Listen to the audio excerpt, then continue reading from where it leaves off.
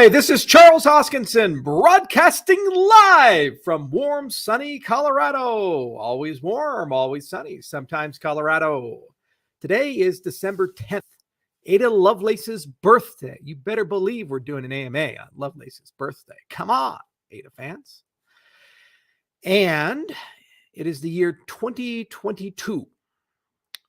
It's been a very interesting month. It's been a very interesting year.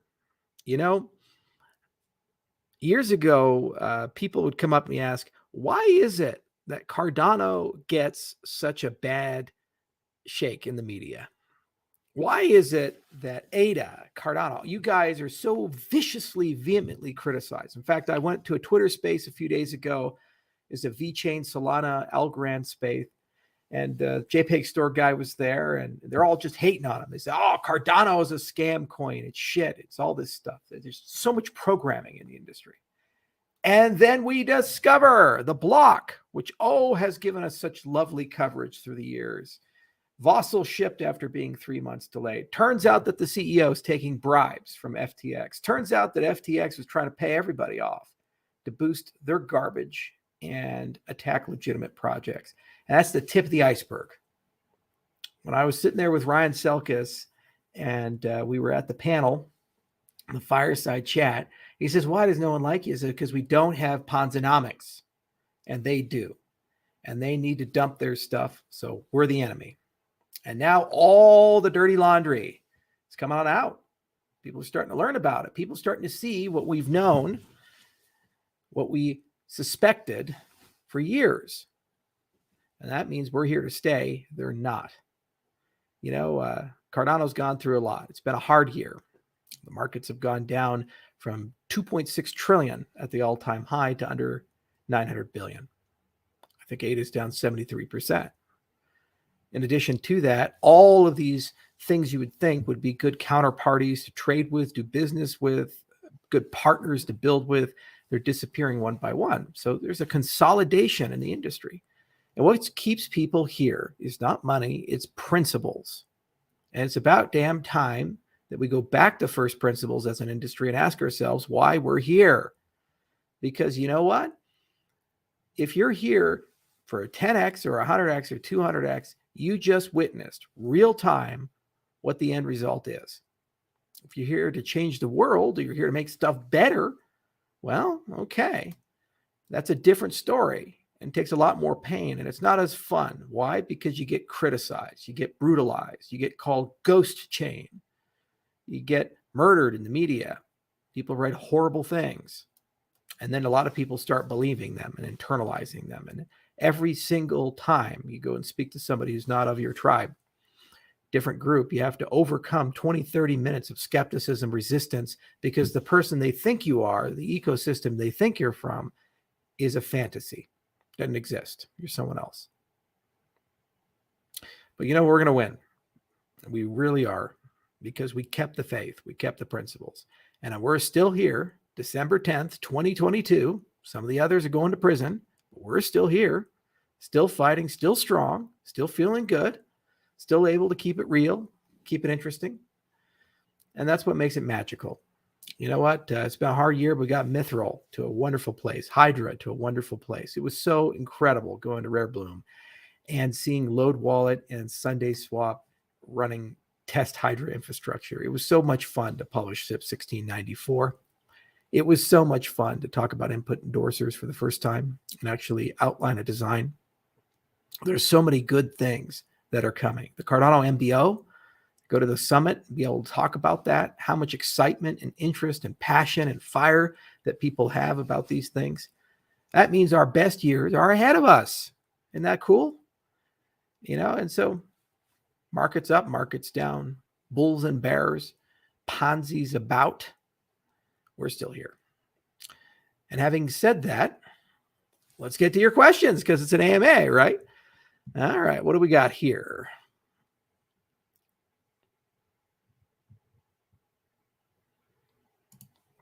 What if they don't throw him in prison? Okay, there's two ways this SBF thing ends. Either one way he goes to prison for a very long time. Other way, SBF didn't kill himself. But there's no middle ground here. There's too much there, too much dirty laundry, too many politics.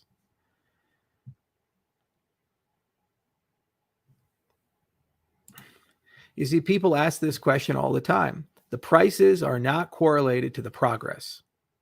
The prices are not correlated to the progress. It's a problem with the cryptocurrency market. And that's always been the issue. It's completely irrational. Just roll dice, slaughter a chicken, and read the entrails. You're not going to be able to figure it out. I can't. No one can. You see, long term, maybe there's some correlation or connection, but these markets have always been this way. And welcome to crypto. Dogecoin is a great example of that. No problem with the Doge community. I have no problem with a lot of the 14,000 cryptocurrency projects. For some reasons, some have value. For other reasons, other ones have very little value. Ergo, for example, is one of the most innovative cryptocurrencies in the entire industry. Okay, they're pursuing useful proof of work. They implemented NEPA PALs. They have real use and adoption. They're sitting like 200-300. Meanwhile, you got Litecoin. Nothing against Litecoin, but it's just basically a fork of Bitcoin with a slightly different monetary policy and a slightly different proof of work algorithm. It's something you expect to see in 2011, 2012, because it's that old. Why is Ergo behind it? You see, and that's the problem. So they're not connected to anything rational. They're not connected to the technology in that respect. You just have to accept it. And, it's so great that dishonest media said Charles attacks Litecoin. It's who these people are. And at some point, we are going to stop paying attention to them.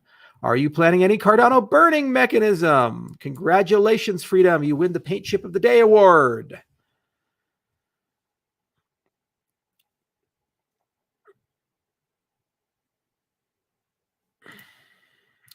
Charles, would you consider going on with Paul Barron? I don't know who Paul Barron is. Sorry.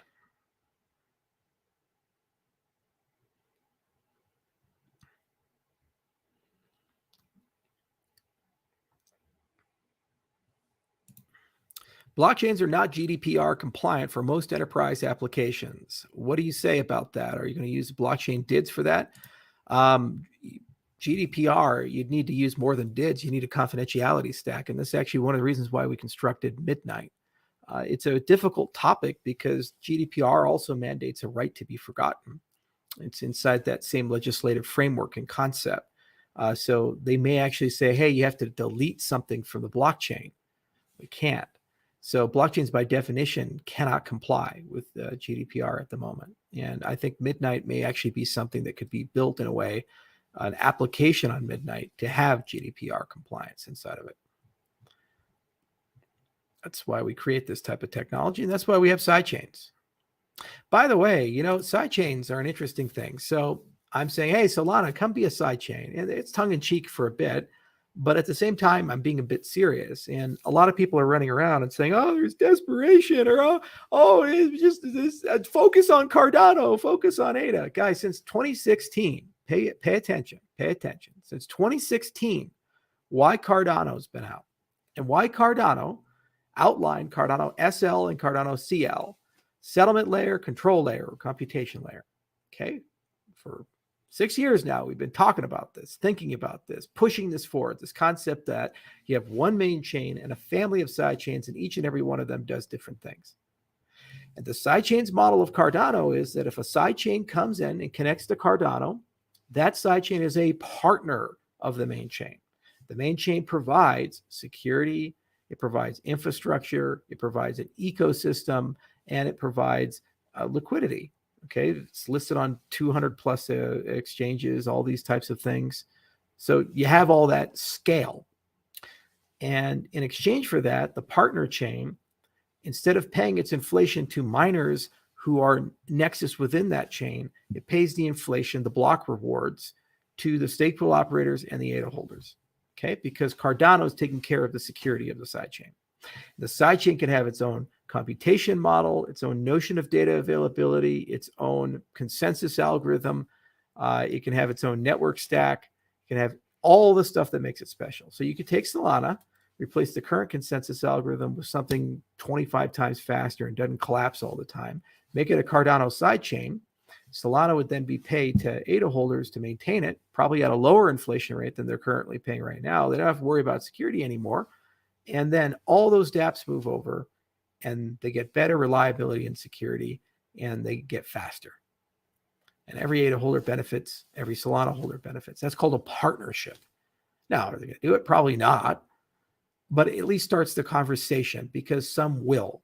And as an ecosystem of sidechains come out, dozens of them, hundreds of them, suddenly Cardano becomes the backbone of a multi-chain ecosystem.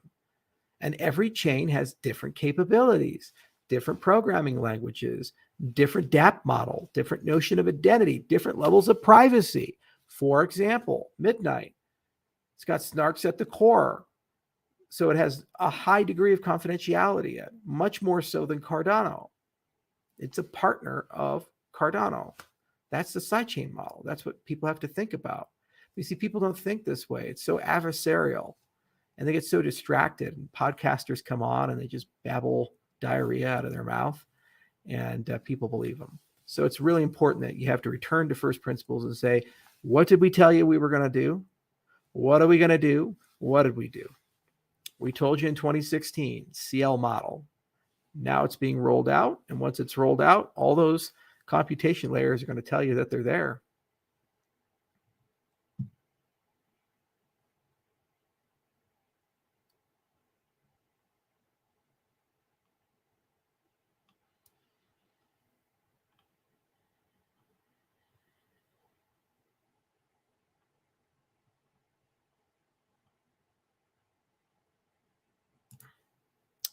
How can ADA get faster? Don't get me wrong, it's pretty fast, but I'm talking about 10 seconds to complete a transaction type speed, near instant. What would it take? Well, transactions are settled in that kind of time, but they don't reach full finality for about 15 blocks, give or take, depending on the parameterization, your trust thresholds. So it's a topic we've looked at. Ledger Combiners is a paper that we wrote, and there are plenty of ways. There's a relationship between throughput and finality. So throughput, generally speaking, when you want to increase it, you, in these types of models, usually increase latency to finality. In other words, what happens is you get more performance, but the expense is it takes longer for things to fully settle. The holy grail in consensus design is that you can do a throughput increase, but a finality increase at the same time. So they're one and one, which is why people are trying to layer BFT protocols or clever things with things like Ouroboros, or a conventional Nakamoto style proof of work, because BFT does have that fast finality in that respect. So we've been looking at it, and it's something that I think in 2023 is going to get solved on paper. There's already a great degree of work, and where that's really important is for sidechain communication. So the sidechains have BFT protocols, so it's fast from sidechain to main chain, but going from main chain to sidechain, there's going to be a bit of latency unless you want to introduce some trust. If you have instant finality, like the BFT protocols do on the sidechains, then you'd have it on both sides. So it can be done. It's something that's being thought about, but you have to understand that there's trade-offs: decentralization, finality time, throughput of the protocol, and also the assumptions that go into the network model are all interconnected with each other, and they're a very delicate web. And when you pull one of them, then sometimes it pulls some this way. So certain things you would do to increase finality may require you to go less asynchronous on the network and become more synchronous. And that's normally okay, but what you're really saying is people making the blocks have to coordinate. That's not the Bitcoin assumption. That's just an example. Or if you want to increase throughput, you can do things asymmetry, asynchronously. Okay, so they're done in different places, but then you have to wire them back together, and there has to be a reconciliation step for that wiring, and that generally reduces your finality. You see, so there's a lot of delicacy there in these types of things.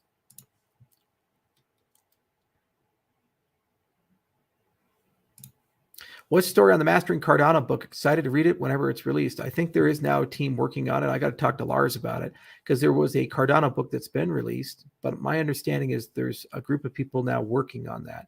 The original person that we picked, he had a health issue and wasn't able to complete it.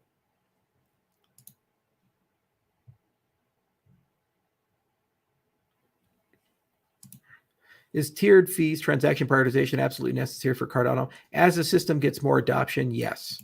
And that's why it's being bundled with the SIPs that are being written for input endorsers.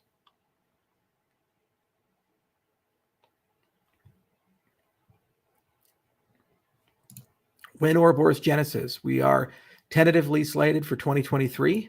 It's got to get done.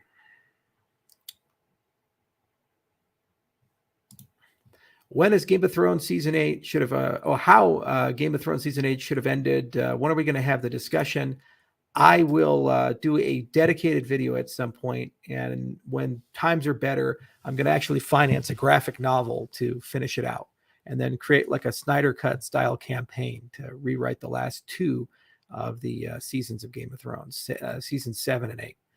It was abusive what they did, D&D, and they should be exiled forever from Hollywood. How's your hospital project coming along? The clinic is coming along really well. We were hoping to get it open here in December, but we had some supply chain delays. So it looks like January is the time. Geothermal's in, and sewer line is almost dug. It had to dig out a sewer line a few miles. Put heated parking lot, heated floors, terrazzo floors. I also requested coffered ceilings. So there's a lot of custom work, and it created a little bit of delay because we've had supply chain issues here and there. We also had to fire the architect on it and replace him with a different firm because he kept creating systemic delays for us. It's been a hell of a project. 10,000 square feet to get started. The long-term clinic will be about 50,000 square feet. For those of you in metric land, that's about 4,500 square meters. So very large. And it'll have a lot of different capabilities, from a compound pharmacy to a sophisticated lab to hyperbarics to other such things, alongside primary care. And we're going to use it for medical research. And we're going to really look into things like anti-aging, regenerative medicine, and start with low-hanging fruit like long COVID and traumatic brain injuries and so forth, especially pairing modalities together like hyperbarics and photobiomodulation and PEMF, in addition to the usual suspects that you see in anti-aging.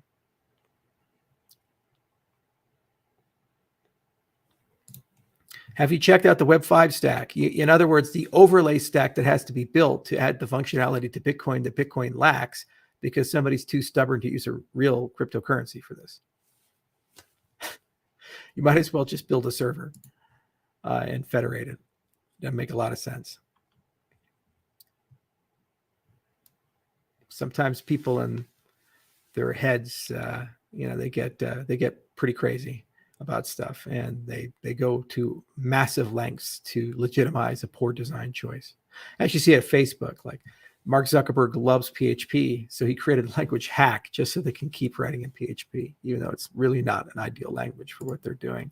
Very telling, the questions he chooses to answer and chooses to ignore. What am I ignoring? Is like questions come in a mile a minute. Go ahead and tell me what you like.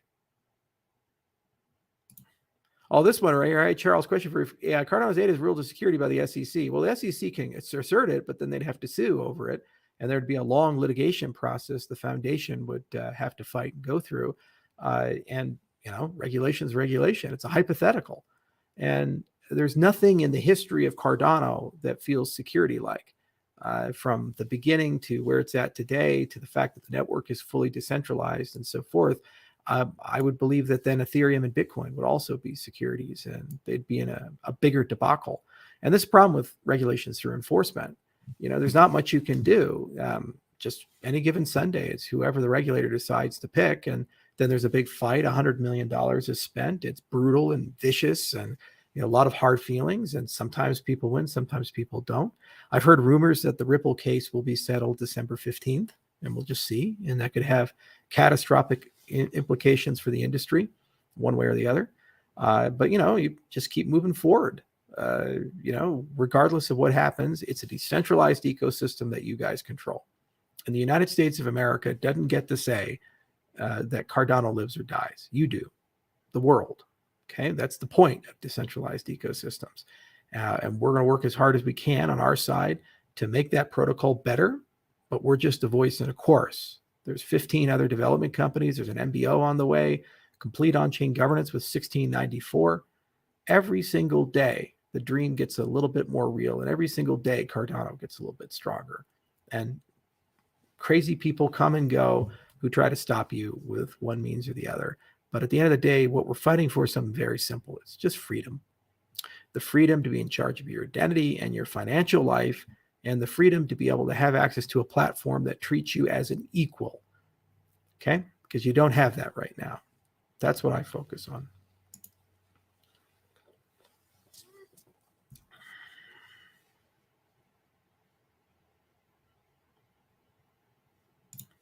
Are you worried about refeeding syndrome? So you understand about fasting. If you read medical literature, there are some studies that have been done for long-term fasting, intermittent fasting, extended fasting, these types of things. And there's a lot of stuff, and it's usually related either to the Holocaust or to anorexia. So the Holocaust, what happened is they had lots of people that were sitting in camps who had been chronically starved for a long period of time. And then what happened is you see people that are living skeletons. The first thing you think is give them food. They need it. But the problem was that if they gave them food, some of the people that they gave it to actually died, and they suffered from what was called refeeding syndrome. People with anorexia, this is also a worry as well, because they starve themselves for a very long period of time. And then when you try to give them food suddenly, they die. So there's a refeeding regimen that you have to put into place if people have fasted or starved in a way without proper supplementation. So generally speaking, if you want to avoid refeeding syndrome, what you do is you take fasting salts. They're not very expensive. Unflavored ones sell for like $20, and it's sodium, magnesium, potassium. And if you take those every day and you're under a month, it's usually not an issue, especially given if you got a lot of fat and these types of things. It's okay. But when you break it, you have to be a little careful. And so there's a stage of meals that you do to kind of break that fast. So I take bone broth. It's about 40 calories. It's got about 20 grams of protein. You put the fasting salts in it. You mix it up. You do it once a day. It helps a little bit with muscle atrophy because you eat protein as well. And the only source is your muscles or dead cells. So autophagy does get some of it, but you will lose muscle during an extended fast. Although your primary source of fuel is fat. You have 3,500 calories in every pound of fat. So you lose a pound, it's about a day and a half of operating, depending upon your metabolic rate and your level of physical activity. If you keep active, you work out a bit, not vigorously, but a bit, it does also help with the muscle loss as well. If you just stay completely inactive and shut down, then you atrophy very quickly. So it is a concern for anything over a week, and it's why it's not recommended for beginning fasting people to go on extended fasts.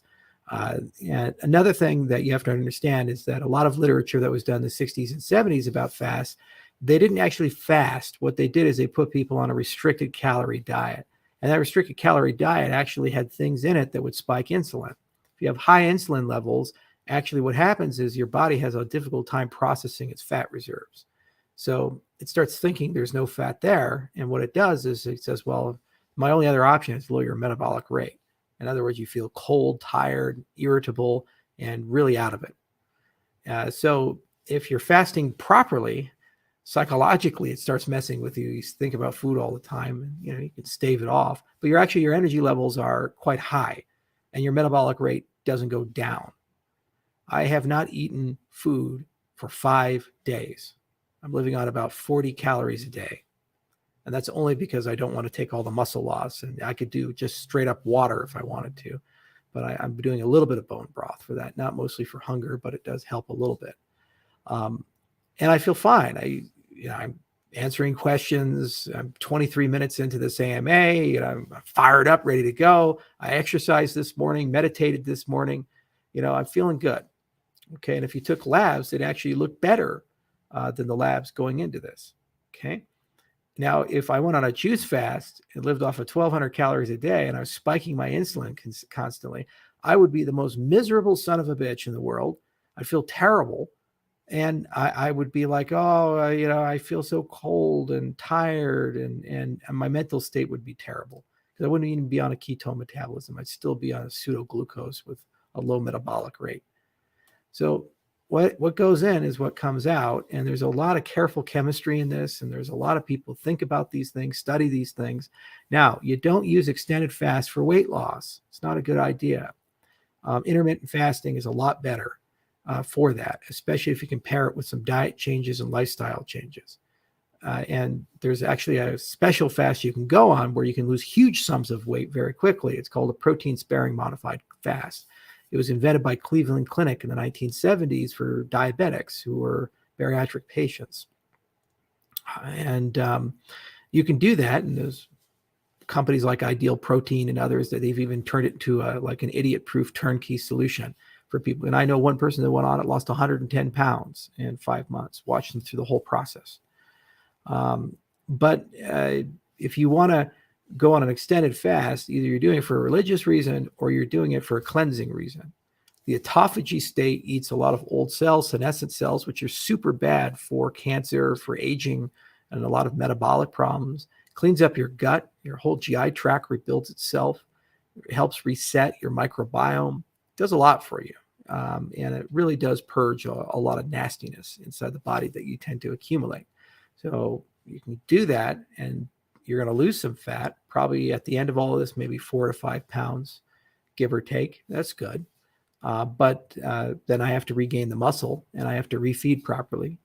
But I did it for a cleanse in that respect. I will go on a protein-sparing modified fast at some point because I do have about 50 pounds of fat that I've accumulated throughout the years to lose. And it's so easy as a CEO. You get maybe 4 or 5 pounds a year. It's so subtle. That's not a lot. It's a half pound a month. Who sees that? But you do it for 8 years, 10 years. It's here. And it just lasts.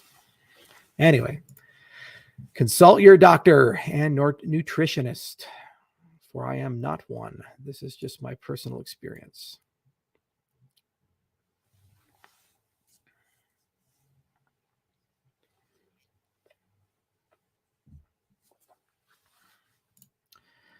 Heard about those 3 crypto billionaires that passed away recently. Do you ever worry about the Illuminati whacking you, Uncle Charlie? You know, there are secret societies and there are occultic practices. If you look at the long arc of history, it's a really fascinating topic. If you look at the foundations of the Soviet Union, there was all these Masonic lodges and Rosicrucians or variants of them who basically were interconnected with the Bolshevik inner circle, including Lenin. And they basically planned the overthrow of the Tsar through those lodges. Hitler actually had a really interesting history as well. So after he got out of the army, after World War I ended, the army kept him on as an intelligence officer. And at the time, a lot of communist elements and anti-Wehrmacht Republic elements were part of these secret lodges. So they actually had Hitler join them, and he was hanging out with the Thule Society people and these others. This whole Aryan philosophy came out of Volkishism, and he did magic rituals and all this other stuff. In fact, his book collection was over 16,000 books, and there was a ton of occult books inside of it. Himmler was like a double dose of that. You know, the entire SS were modeled on an occultic order.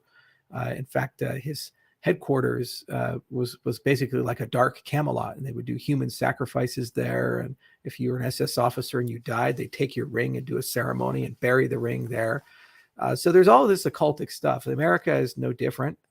We do tons of these things. There's a strong Masonic origin with the founding fathers.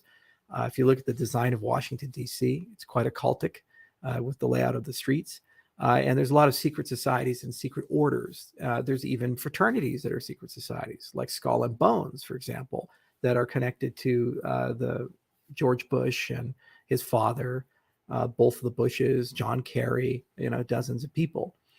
So politics, religion, there's always some occultic connection, even when you don't think about it. If you're Catholic, there's a ritual called transubstantiation. So the priest does some stuff, and then he transmutes the wine and bread into blood and flesh. It's kind of a pagan ritual if you really peel the layers back behind it. And there's every sect, Islam, you have the Sufis, you have the Rosicrucians with the Christians, or the Jesuits were actually founded on occultic foundations. And then when you look at the Jews, there's the Kabbalah in this respect. And the whole point of occultism is basically discovering the hidden. And then when the practitioners do that, they usually take it another step of saying, now that we know the hidden, we are illuminated. And thus with the illuminated knowledge, we should have power. and they start taking things over. So it's no coincidence that secret societies and occultic orders tend to also be people in positions of authority and power. And in some cases, they actually overtake an entire government in that respect. So there are a lot of people running around that they believe an Illuminati exists. And why is that? Well, because things keep happening that don't make sense. For example, this is the United States, a country of over 300 million people. We have the best and the brightest people here. They come from all over the world. Everybody comes here because it's a powerful country. It's a great place to live, especially if you're the best and brightest. So why is it in a country that has so many amazing people that our leader is an 80-year-old person who probably is suffering from dementia? How did that happen? Well, it's very easy to explain that if there's a New World Order or an Illuminati group, especially if the leader is not really pro-American, is doing a lot of things that you feel from your politics are anti-American.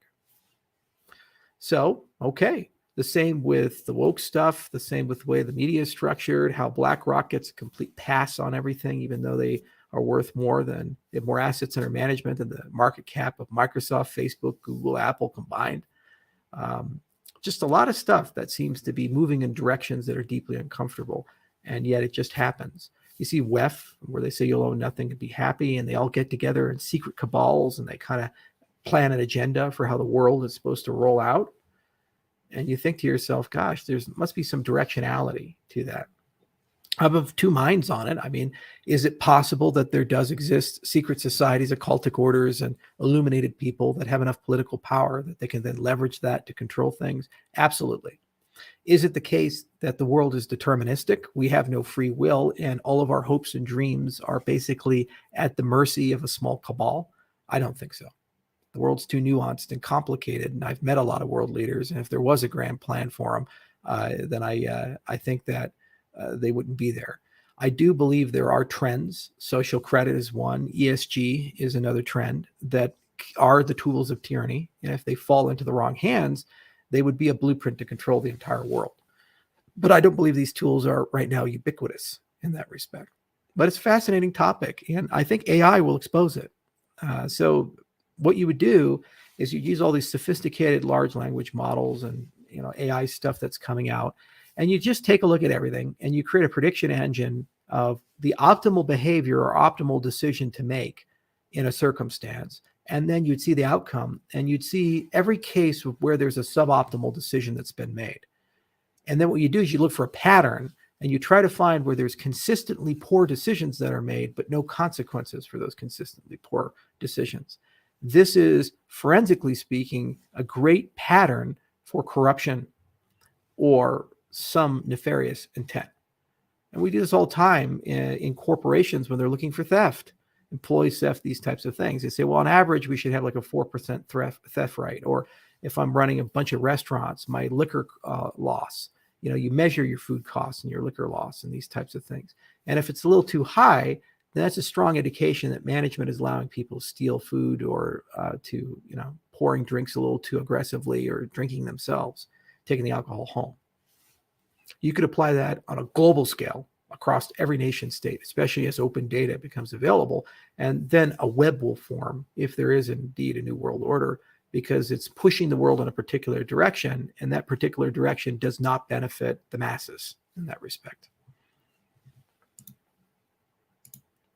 Is Max Keiser a tool? It's an interesting one. So when I started in this industry, I knew Max very well. We announced Ethereum there. I announced Cardano there. Max had Max Coin. He was a very friendly, affable person. I had dinner with him and his wife, Stacy, and they even asked me at one point for subsidy, to advertise on their show. Then a few years back, Max had a 180 switch, and he went 100% Bitcoin.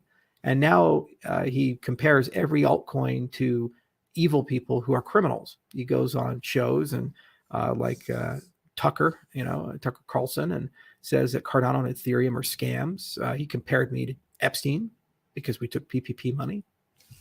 Okay. And these other things. I think Max is a stage performer. I don't think the Max you see on television or in YouTube is a real person. I think he was running out of money in the altcoin side and decided to sell his soul to the Bitcoin side, and he has some patrons that are boosting him. Thus his positions. Why do I believe that? because he was aware of Bitcoin since the beginning. And when I knew him in the beginning, he was an altcoin guy in addition to a Bitcoin guy. And he took pride in that. And he bragged about how he broke the big things on his show. People, if they have strong philosophical, moral connections to something, unless they go through a religious experience and awakening, and I don't remember the peyote trip or ayahuasca journey that Kaiser went on, usually they only do that when they've been bought. So I think somebody bought him and they made him Team Orange. Okay. And all the power to him. But he effectively is a lost cause, and there's not much more to say. So he's more than welcome to continue doing his Bitcoin baptismals and other such things. I don't really care.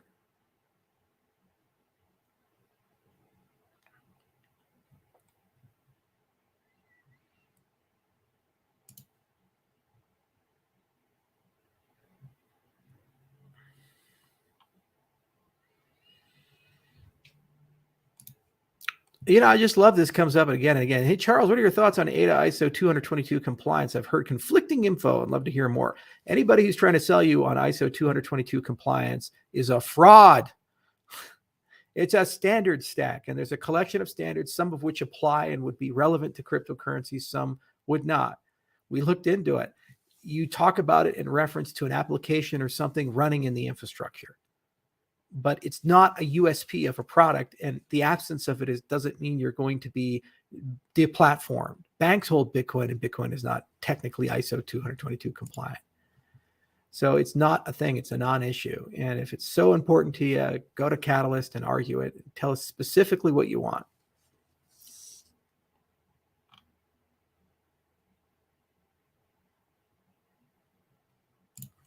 Charles, thoughts on lion's mane for cognitive function and a rigorous STEM PhD program at the moment? Well, Chris, lion's mane, there's a few studies that come out of Japan and Asia. And they gave it to dementia patients. It was double-blind, placebo-controlled study. I don't remember how long it lasted. The N was quite small, though. I think it was a few dozen patients. But it did show a substantial improvement in cognitive function over the placebo group. But, my frustration in these studies is generally the N is too small, and they don't do imaging. And the neural tests that they do are substandard. So one of the reasons why we built the clinic in Gillette is that we'll have a SPECT scan and MRI and other diagnostic equipment, in addition to the ability to do a pretty extensive battery of cognitive tests, so that when we do a study like a lion's mane study or a hyperbaric study or a photobiomodulation study or a roll-up of these things, I'm actually able to look into the brain and see if there's been neurogenesis and there's been some resolution there, or an increase in blood flow or other types of things. That's a much stronger, especially if paired with genomic medicine, where you fully sequence each genome, because the people that did well for, there might be a genetic correlation. It's a much stronger study than the studies that have been going out, but does look like lion's mane is quite good. The problem with lion's mane, though, is purity. So got the fruiting body and get it fresh. I get that because I can grow it. But how many people have $150,000 laying around to build an industrial mushroom growing facility that, it has staged rooms and proper sterilization and, incubation center and, inoculation center and, fruiting chamber? You guys, come on. Like I do. So I get pure lion's mane, and it's great. So the question is, is the powder, the extract, does that still work in these types of things? So I think if you're going to do a study, what you'd need to do is segregate it, and you'd have your placebo, but then you'd have different regimens that you'd give to people, and you'd see if all of the extracts are the same, or if you have to have fresh lion's mane.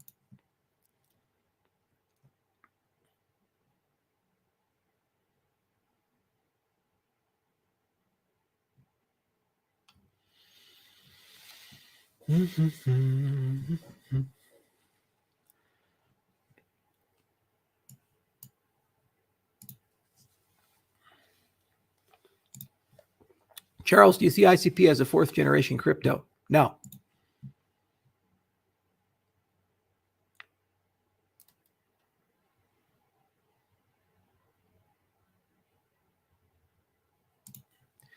All right, SIP 27, talk about lifetime NFT royalties. Okay, so well, first, thank you for starting a hackathon in St. Lucia. Got a lovely medical school there too. Or is that in St. Kitts? That's probably one in Lucia as well. Okay, so royalties on NFTs. One of the reasons why we, on our side, we didn't write a SIP for this or think about the best way of doing it is that we have earmarked a planning cycle for security tokens. When you have a royalty paid out, generally speaking, you're starting to push your asset more and more into security territory because the mere purchase of it, you're guaranteed a revenue stream. Okay, staking is not that case. Staking, you have to do work. You get ADA, only 71% of ADA is staked at the moment. 29% is not. So 29% get nothing. And of the 71%, they have to partner with a stake pool or set up their own stake pool and then run it. And if they get a block and make the block and deliver the block, they get a payment for the services they provided to the network. Okay. Whereas when you buy an NFT, you do no work and you get a dividend based on some collective enterprise. There you start pushing more into security territory.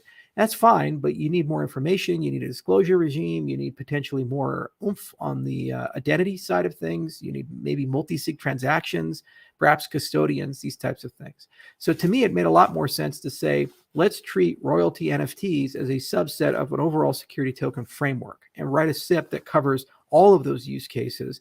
And then people can use that. Doesn't mean they are a security, but it flows from that because that's the safest thought process behind it. Now, the community is trying to front run this and do it their own way. And that's the point of decentralization. Reasonable people can disagree. And I think that a lot of the NFT players in the Cardano space are going to create a lot of NFT standards. And then eventually there's going to be a consolidation. And that consolidation is not my decision. It's actually commercial adoption. So whatever the industry ends up doing, that's going to be what we end up following. And, we're servant leaders. You tell us what you want.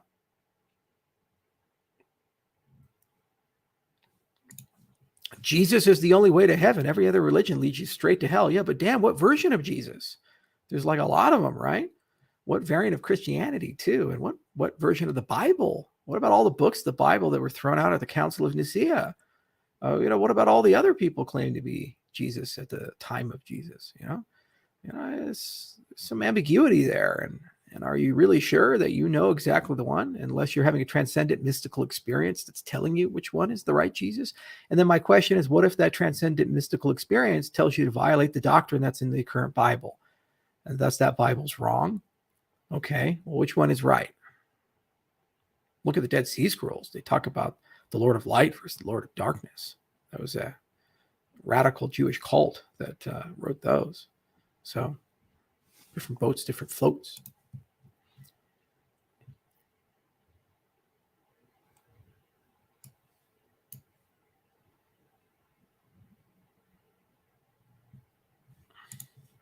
Charles, do you work with a personal trainer? I'll send you my resume. I can bike in Boulder.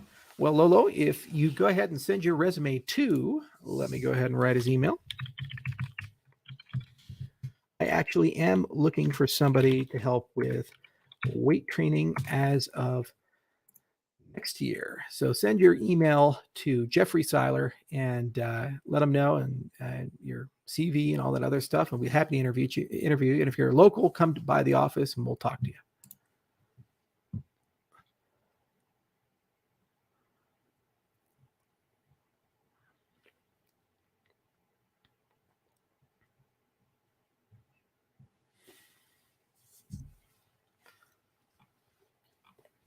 Now, no guarantee of a job now. You gotta earn it. So we'll take a look at the resume. Meow, meow, meow.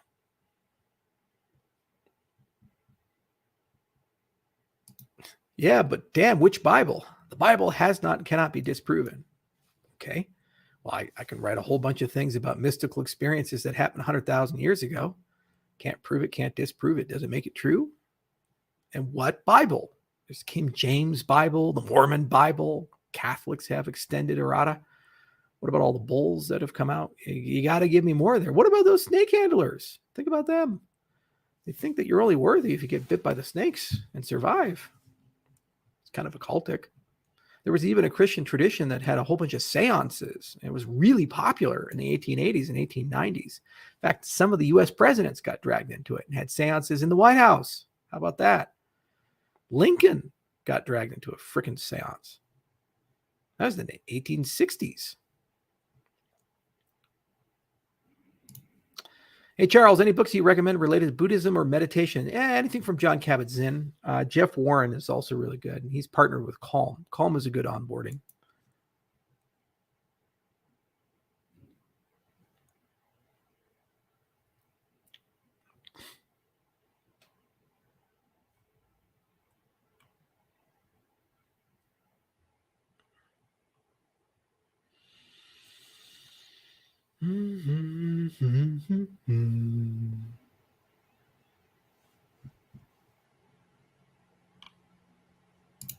Charles, can you give me your opinion on psychedelics?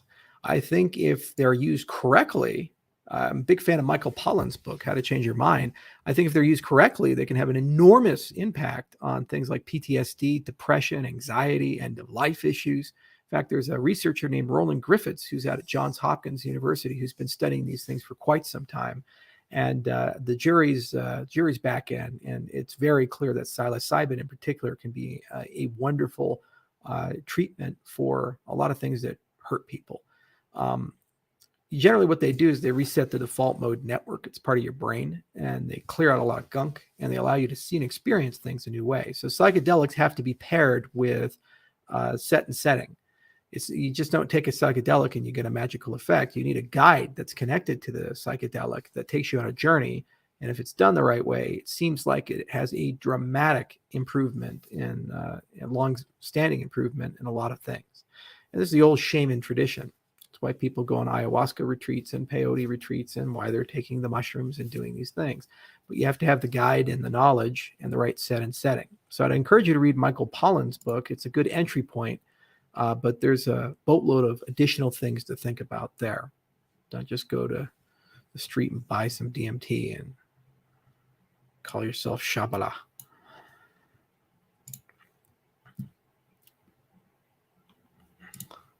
Oliver, just greetings from Switzerland. Grüezi morgen. Grüezi.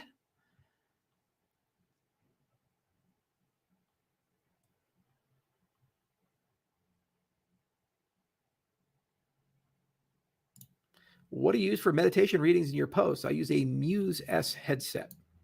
It has a heart rate variability scanner, a stillness scanner, and a calmness scanner. Now, I would like the technology to be better. And actually, I have someone on staff who's an expert in neural feedback and EEGs and these types of things. And we talk every day about how to improve that technology. Nothing would make me happier than a roll-up of dry EEG sensors that cover the entire head, along with an FDR's battery, and putting them together and having the ultimate AI-driven meditation program.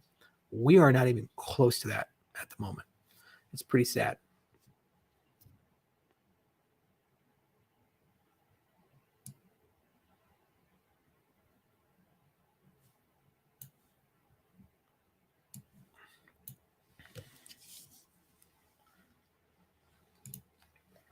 Do you trust any health podcast? Love Andrew Huberman. He's great. Peter Attia is another one that's really good too.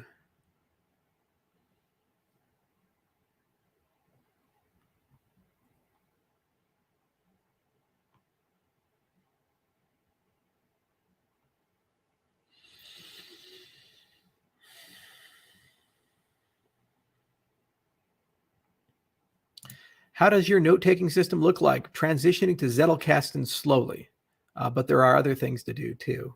The great book called How to Take Smart Notes.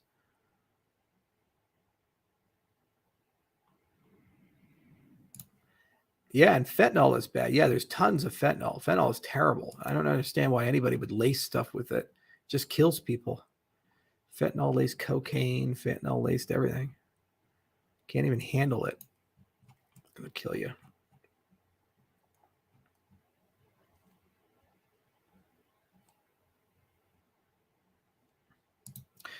Why Snowden is wrong, in your opinion? I did a whole video on it. You really want me to go back into that?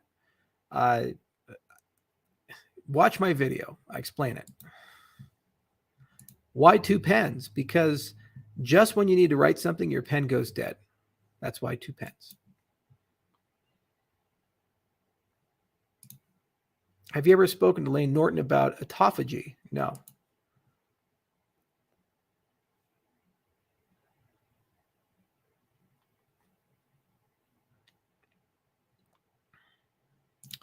Hey, Charles, when Real Fi whiteboard video? I'll do it next week.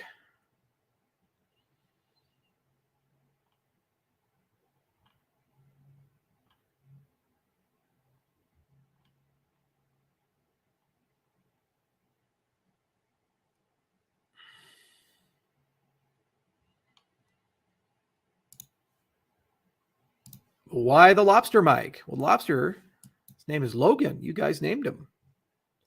I'll never sell Logan. He's very special to me.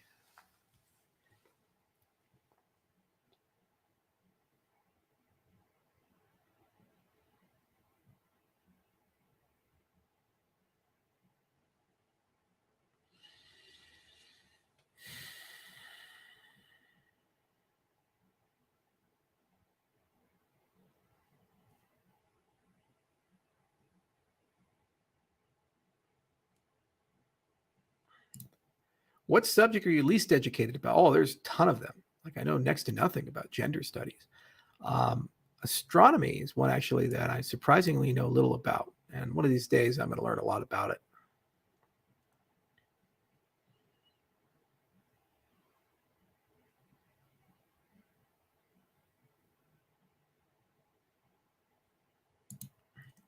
What do you worry most about in life? Well, I think the thing that haunts me is that I have made a lot of commitments and obligations in my life, and I would love to make sure that all those commitments and obligations get satisfied. In terms of myself and my own experiences, if I was obligation commitment free and I got hit by a bus tomorrow, I'd die happy because I've done pretty much everything a person could do. I've known love. I've been to 72 countries. I've traveled everywhere you can imagine, met heads of state, built a multi-billion-dollar business, met millions of people through my through Cardano, gained a lot of wisdom along the way. I mean, there's plenty of side quests, amazing things to go on, new things to do, and I'm entering new industries like synthetic biology and biotechnology and medicine, and also ranching and agriculture, these types of things, and I discover new things all the time that inspire and motivate me and push me through. But you can't live a life of worry. The goal ought to be is to live a life where you have an empty slate, where no matter what happens, it's okay. And you don't sweat the small stuff. If you're obsessed all the time about how people perceive you, or if your brand reputation or there's something unfinished or you failed something, you're just not going to live a good life. Self-forgiveness is so incredibly important. Make mistakes. We sometimes hurt people. We say the wrong things. We screw up. Sometimes we screw up for a long time. And sometimes we never get to say we're sorry because the people you hurt disappear or die. And if you carry that with you, you're taking poison that will hurt you for the rest of time. And I don't really believe in an eye for eye, where your suffering has to be proportional in exchange for it to be right. You just have to make a commitment to grow up and be wise and move on and do things differently. So I don't tend to worry as much as I used to. I still do have a lot of commitments, and I'm trying to make sure that those get a nice bow tie on them.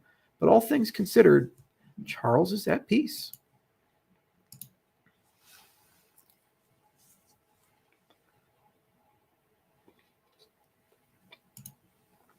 Okay, Javier. Mr. Molina. Ever since the Snoop Dogg Twitter space, I've been very upset with you, Chuck. In that space, you said Five Guys was better than In-N-Out. I need an explanation. You go into Five Guys, they got real fresh, nice fries. All the hamburgers, they're quite savory, they're quite delicious, and it's just good old-fashioned burgers that you would expect and fries you'd expect from a 1950s burger joint. Okay, they're cooked in real lard and they're good. Now, In-N-Out is good as well. I'll give you that. I just have a preference of Five Guys over In-N-Out, and reasonable people can disagree.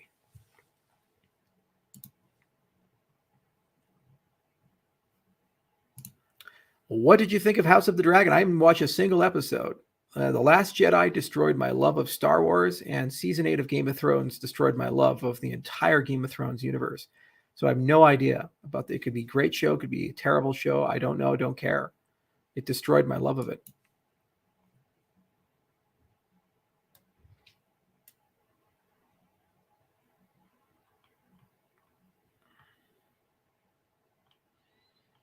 Sorry, there's not a lot of forgiveness there.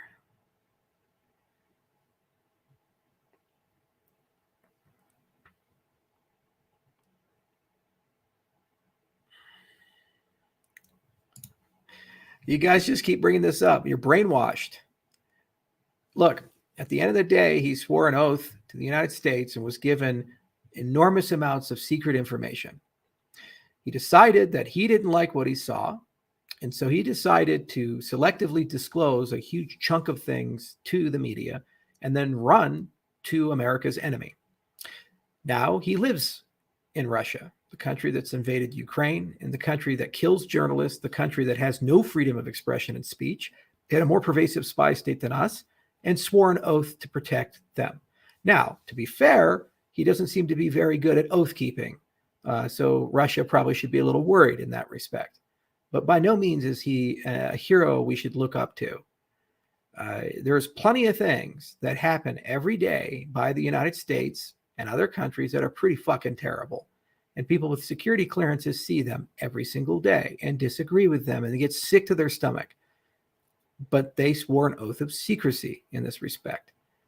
If he wanted to really be a martyr and a whistleblower, then he should have revealed the truth and then became a political prisoner, because that's what Nelson Mandela did. And that's what every other person who's a freedom fighter for what they feel is the truth is willing to do. They're willing to put their life and personal freedom on the line. How effective would Mandela have been if he fled to Switzerland and wrote essays about how evil South Africa apartheid is?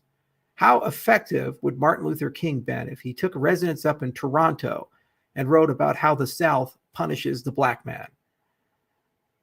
We wouldn't look up to them. We wouldn't venerate them. We venerate them because they had the courage to stay where the crisis was and take the injustice and march. In the case of Mandela, 27 years in prison as a political prisoner. Now, he didn't want to do that.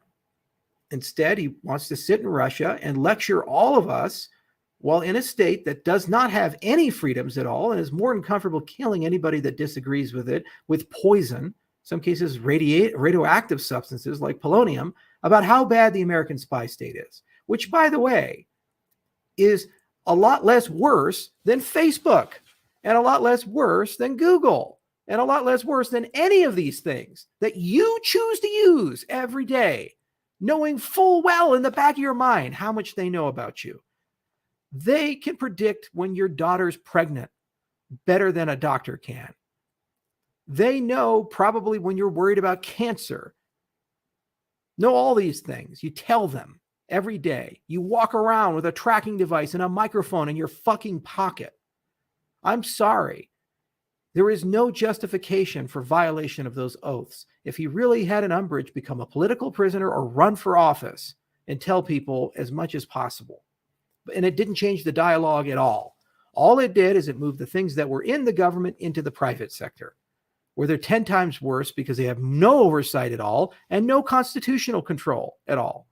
But please do lecture us about how brave a person who swore fealty to Russia, who has our nation's secrets, is, and how great of a hero he is, and how courageous he is, writing those multi-million-dollar books and appearing at every conference and these types of things.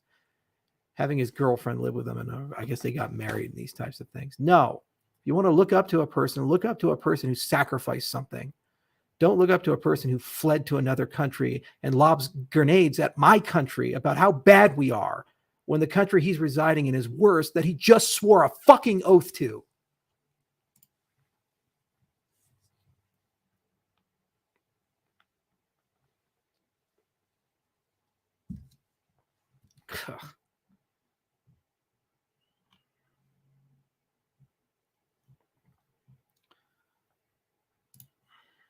And that's why I meditate.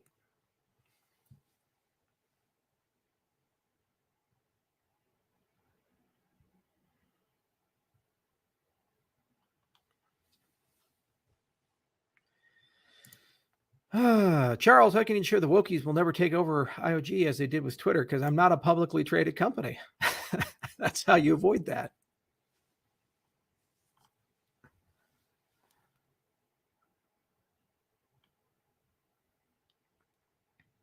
What about Assange? He didn't swear an oath to the United States. He wasn't entrusted with classified information and swore to protect it. He's a journalist and he runs a disclosure website. Apples to oranges, completely different situation. What's being done to him is wrong. And I can believe that and support him. Whereas Snowden did swear an oath, betrayed his country.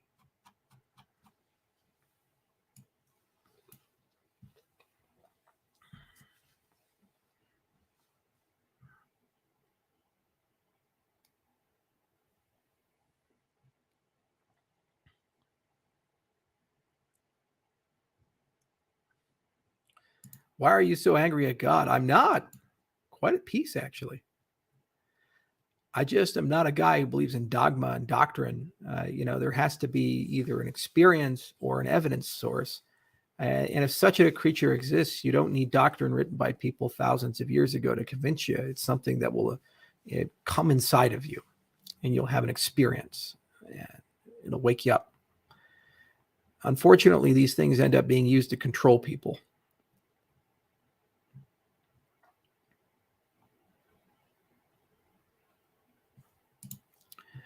What is Cardano Constitution? So you have 3 pillars of good governance. And if you don't have them, you're not going to have a good government. So first, you need consent of the governed. Doesn't necessarily mean direct democracy where you vote on everything, but you have to have some mechanism upon which the people who are in the club consent to the things that happen within it. That can be done by voting, representative democracy, direct voting, giving your votes to other people. That's called liquid feedback.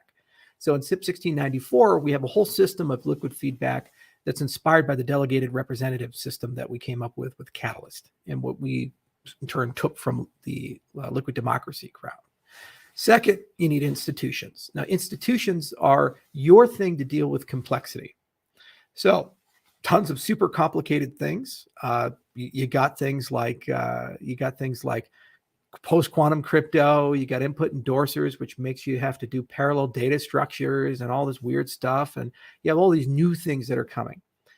Normal people, they don't have the domain expertise to be able to understand, is this just techno-babble bullshit, or if this is something real. Okay, and so for the real thing, you have to have an institution help you sort it all out and give an opinion on that, because that has the domain expertise to be able to do that. So that's the point of places like the Foundation, IOHK, things like the MBO. These are all examples of institution. The Edinburgh Decentralization Index is another institution because it helps you guys understand, is Cardano decentralized or not? And they have the domain expertise to do that. It'd be nice to create a standards body as well for like the wallet standards, the smart contract standards, these types of things. Then finally, you need a constitution. And the constitution is something there to protect you when there are times of mob rule and instability. So institutions can be co-opted or silenced, and democracy can be co-opted to a point where people enter a groupthink where they try to rob good ideas for the passions of the moment, to remove your freedom of speech, to remove your guns, to all these things. Look at Canada, for example. It's almost completely banning all the weapons because they don't have a constitution that protects it. And I guarantee in America, we don't get completely rid of freedom of religion and freedom of speech had that not been in the Bill of Rights. So the point of a constitution is to protect things that you signed up for that you think are always going to be true. So an example could be the monetary policy of Cardano. Like Bitcoin, Cardano has a deflationary monetary policy. There will only ever be 45 billion ADA. Technically, with a governance system, you could change that. So a constitution would be an example of something that could preserve and protect that and override the whims and wills of the mob. That said, you have within the whims and the wills of the mob, if there's enough desire over a long enough period of time with enough consent, you can update, modernize a constitution. But it's hard. And it has to be a really important thing. So the balance of those 3 things, the health of your institutions and the quantity and quality of them, the mechanisms of consent, and the constitution itself, if you have those aligned, you have a government. And that is what we're seeking in Voltaire.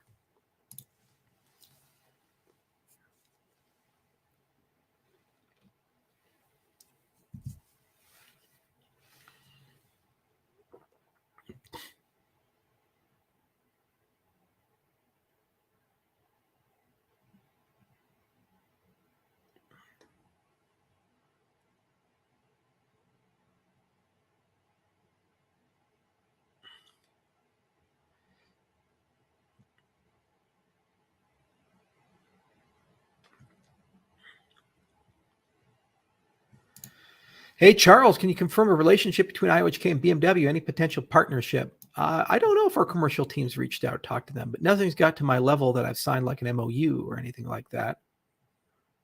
There was a time, a way back, that Mercedes-Benz wanted to do something, but they ended up building on Ethereum.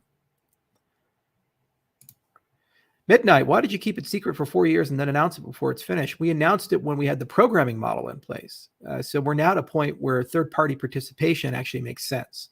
So the 4 years was deep R&D, and we weren't sure if we could actually do the things that we wanted to do. Once we got certainty we could, we didn't want to make the mistake of Plutus, where Plutus sat for a long time in R&D and then got rolled out with Alonzo, and then through a live mainnet, you kind of go through a long beta to make Plutus better. We wanted with Midnight that the programming model be really sharp, understood, a good dev ecosystem, and good launch dApps before launching the main chain. The goal of Cardano was different. We wanted to build a consensus algorithm and then use that engine to build up an ecosystem. So we chose consensus and decentralization first over programmability. But because Midnight's getting consensus and decentralization from Cardano, its primary problem it has to solve right now is programmability. So it makes sense to announce it, have hackathons, and then start building a large group of Midnight developers, and then add the blockchain component, because you get that from Cardano. It seems Elon never responded to Quantum Doge. So when Quantum Hosky? I'll get back to you guys.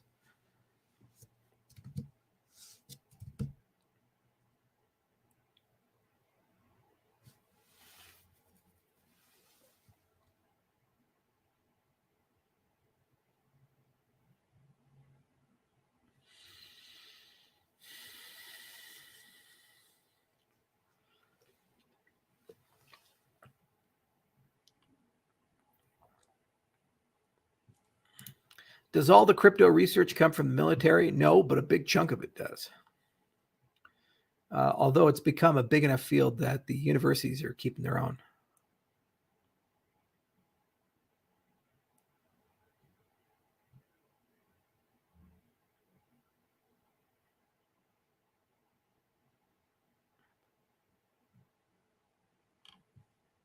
"42 days in a float tank, can do it." Well, Daniel, tell me your experience, man. 42 days in a float tank, that's a commitment. How'd you not become like a living raisin? Are you going to spend the entire AMA talking about meditation and food? Wow, you missed the whole Snowden part, the midnight part, and all the other stuff. New World Order stuff. It's just like selectively paying attention, man. You go to sleep, you wake up, going to sleep, wake up. You're playing Xbox right now. Come on, be honest with me. You're only like half listening, coming in every now and then.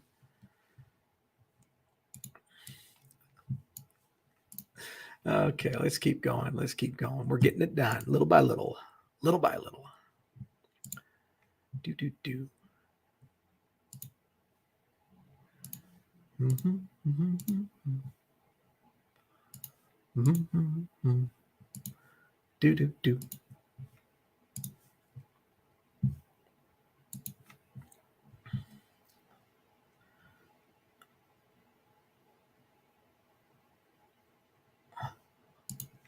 Oh, you might when it's Cardano going to be worth a lot of us dollar a days.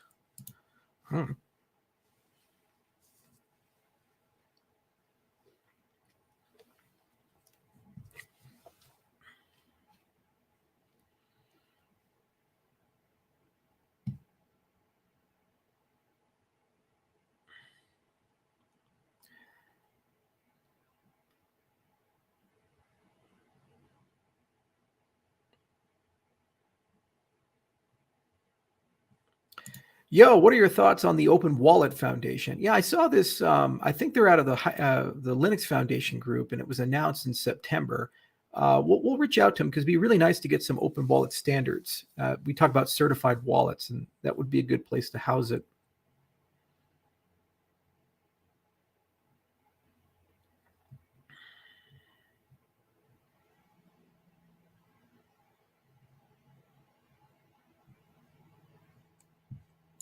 How's the love life, Charles?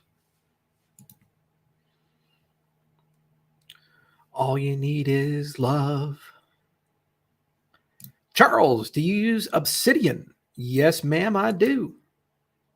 I love Obsidian. That look was very telling, Mr. H. Well, thank you, Brian. I appreciate that. I appreciate you, Brian. I got your back, man.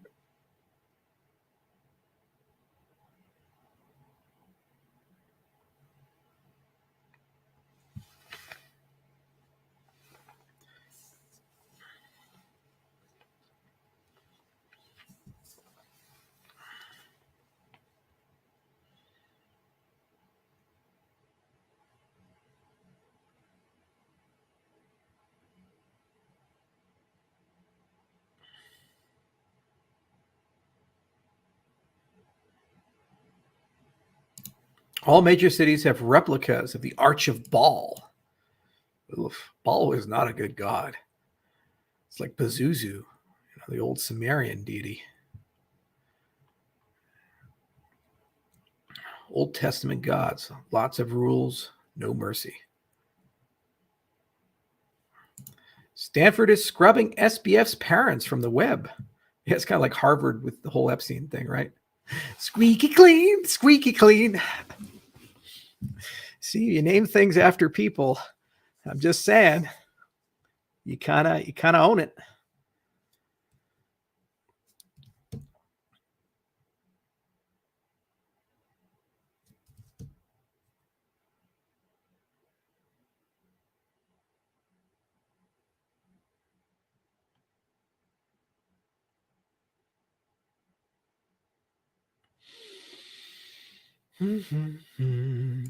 What's the story behind the dust name? Okay, you get some dust in your hand, you go, what happens? It goes into the air and then it disappears. Just that simple. Where's a nice place for a vacation? Well, you got to give me some more, Naughty Potty. Been all around the world. I'll tell you where you want to go, what's your budget, and where you're at. Where can you go?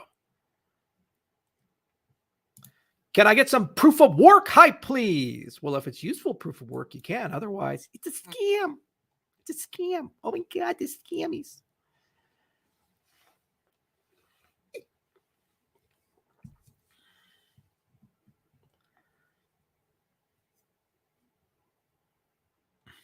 Will you debate Richard Hart? What would we debate about? The nature of Cardano. He's never really commented on it outside of shitting on it from time to time. I know next to nothing about Hex and Pulse Chain. Half the space seems to think he's an arrogant piece of shit asshole scammer, and the other half, they seem to deify him like a cultist.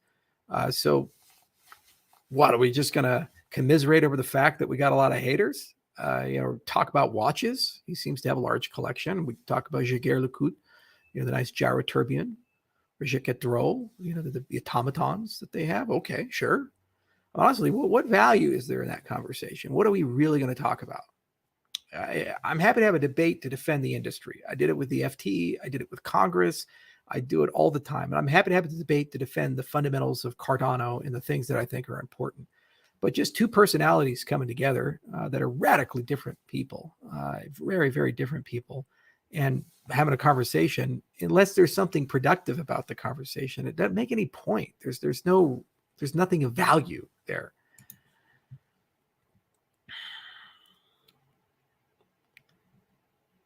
Mushrooms. Okay. Talk about Lace. Lace is a portal. We just launched the beta. We'd love for all you guys to sign up. December 10th, it came out today, Ada Lovelace's birthday. And we'll run it for a little bit on pre-production. And then what we'll do is we'll launch it on mainnet Q1. It's our best attempt to build a dApp store, lots of different centers together, and just be that place where you can store your assets, your identity, and safely utilize cryptocurrency space. There's a lot of love that went into it, and it's one of my favorite products. And so I'd highly recommend you check it out, play around with the beta.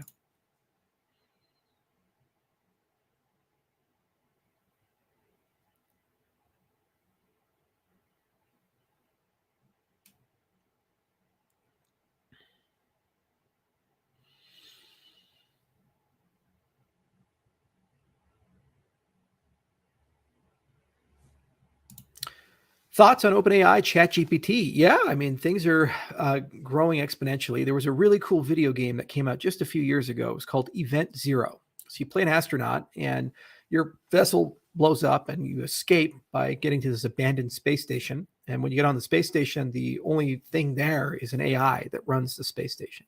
So you have to talk to the AI and convince it to help you to get off the station and to get home.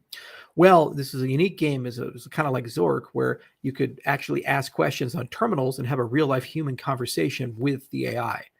So if you watch the trailers, you can kind of see it in action. And it was fun, but it was very clear that the AI was not a true AI and it was a chatbot.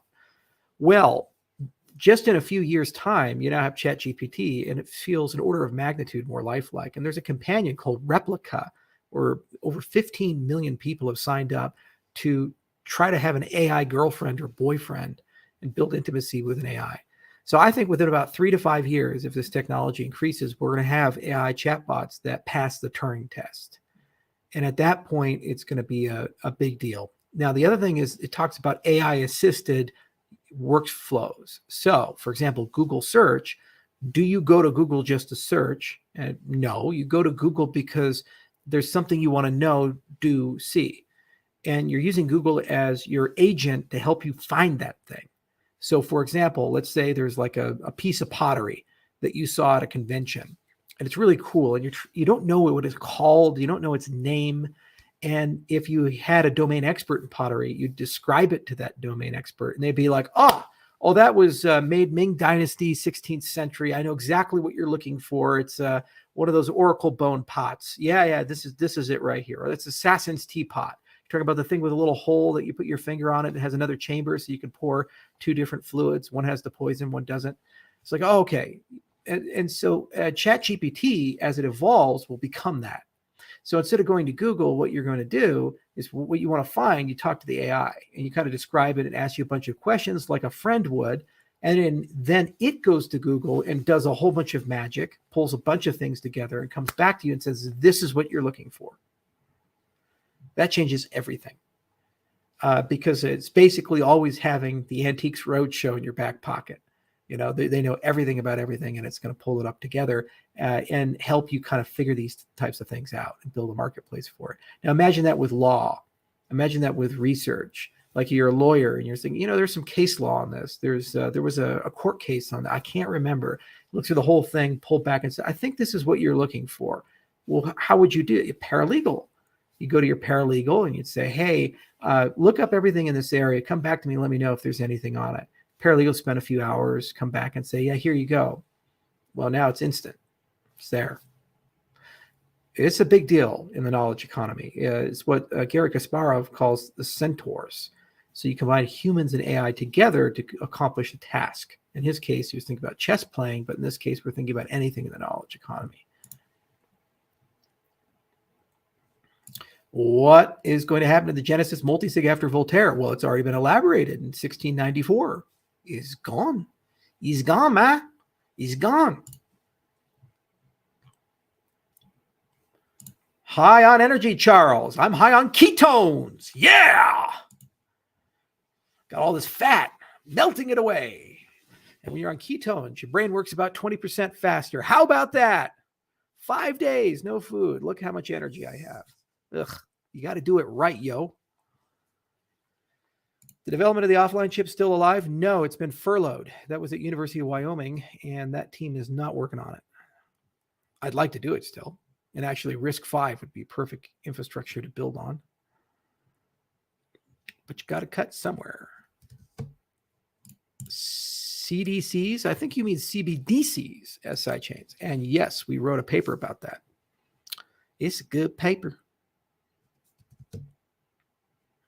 When discussion with Andreas Antonopoulos. I've talked to him before. Did some work together on the Bitcoin education project. Charles!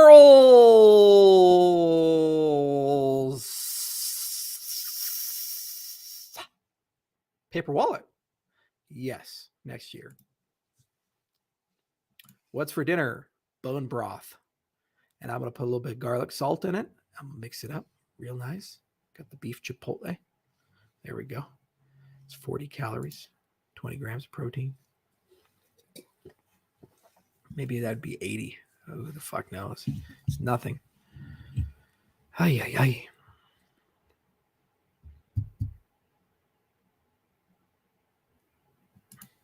Yeah, Charles, do you remember the hippie house with you and Vitalik and all? I know Oliver is Swiss, so I can do this.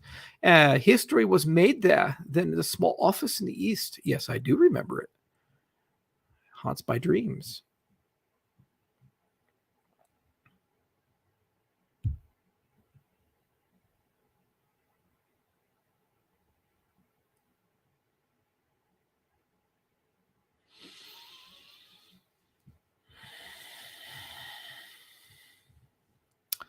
What are your thoughts on Polkadot? I like it. It's a good ecosystem, good people. Gavin Wood's done a good job. No problem with them.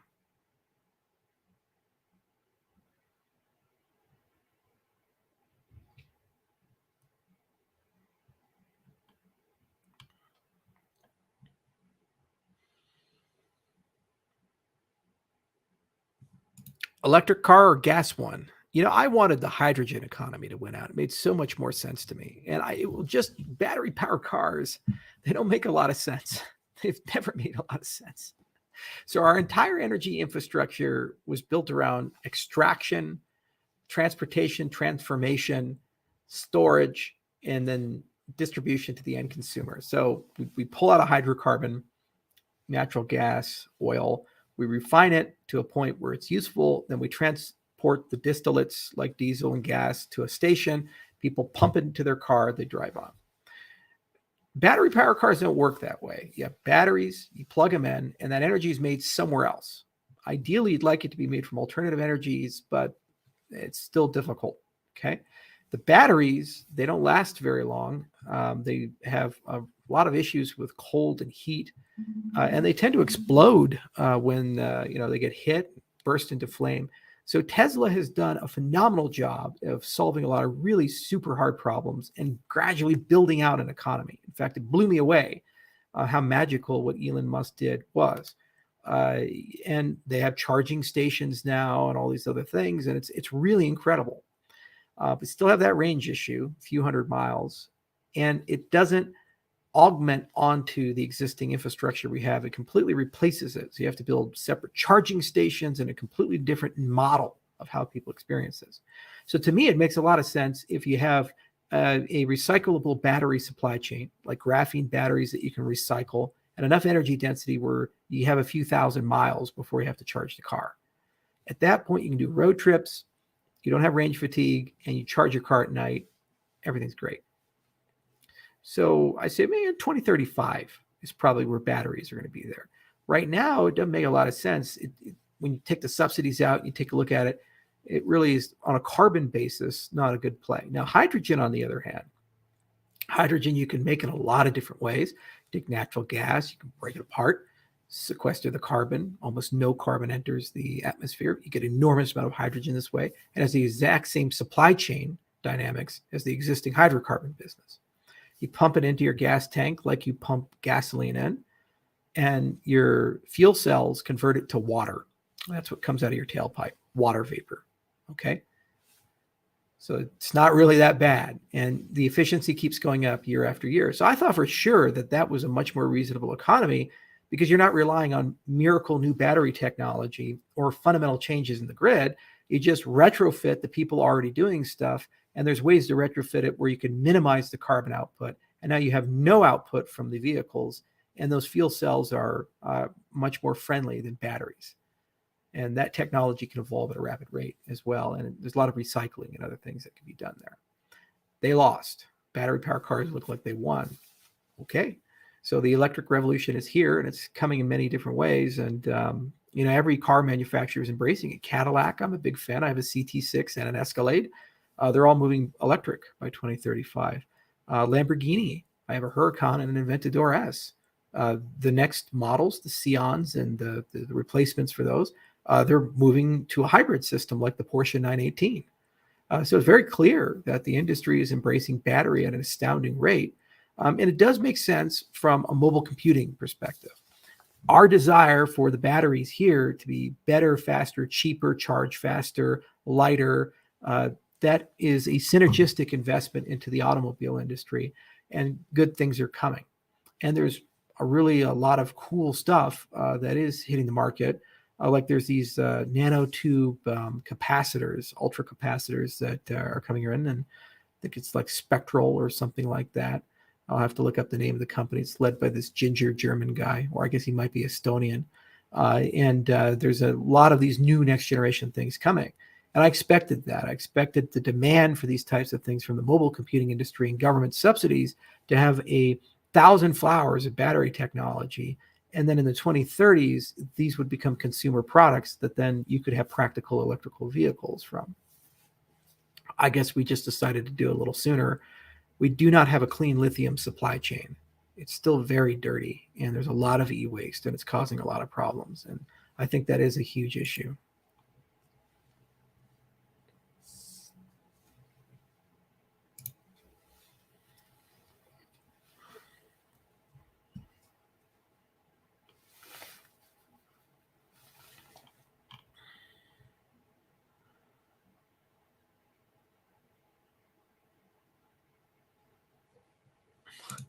This is pretty crazy. Diesel vehicles are way better than dangerous electric vehicles that blow up while being charged. Sometimes occupants in the vehicle when they blow up. Yeah, I mean, there's like clean diesel now. You know, they even do this DEF fluid, which has been hell on all the diesel. Are there any diesel mechanics in the audience? You guys can probably tell your DEF fluid horror stories. I've had so many problems with my GMC trucks.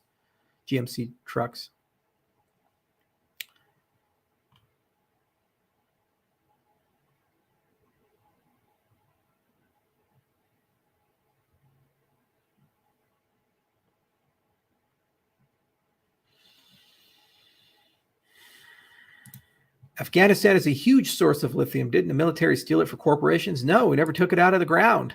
We wanted to, but it requires the country to stabilize first. Chinese are going to get it.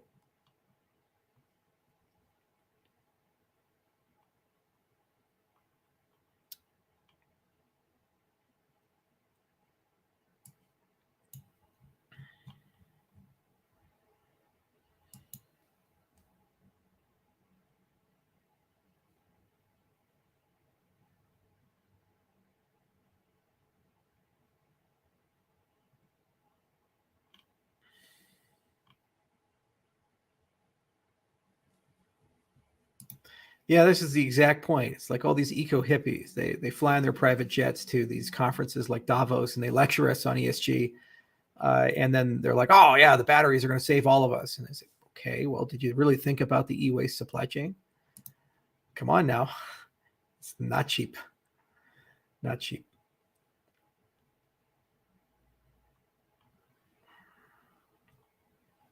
Single best alternative energy we could invest money into if we're really serious about alternative energy that's carbon neutral, carbon negative, is geothermal. These ultra deep bore radiator conduction systems. And if you use laser spalling, you can actually make a casing free geothermal. You don't have to put steel casing in. There's several companies that are looking into this, and they do some really cool work. Ever is one, and then there's one out of MIT that's been drilling for a bit.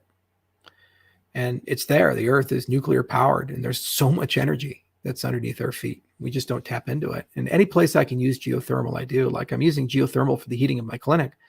So we just bored 19 holes, and we have this entire system, and the whole parking lot and the entire structure, all 50,000 square feet, is heated and cooled from a geothermal HVAC system and a geothermal heat system, heat source pump.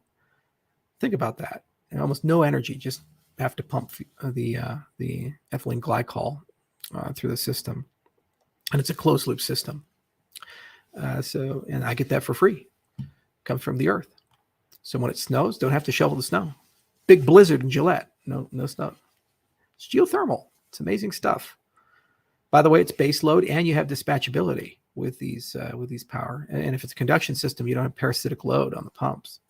So much better than solar or wind. So much better. And there's no visual artifact. You go all these beautiful places now. They have huge hills and mountains, and they put wind turbines everywhere. Chop up the birds, and they really makes places look terrible. Go to the beach and you see all these wind turbines out in the water. He's like, do I really want to see that? Come on. You just one geothermal to replace all those.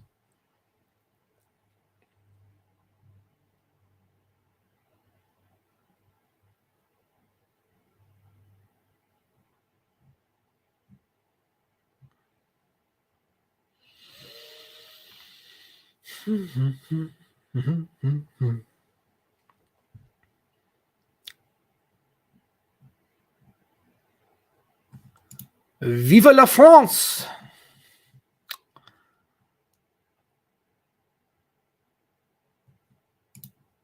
Saw your tweet. Heart rate was high during meditation. Take care of yourself. Yeah, I just got done working out really hard. The last meditation the day before, it was resting heart rate of 61. So that was a little bit better.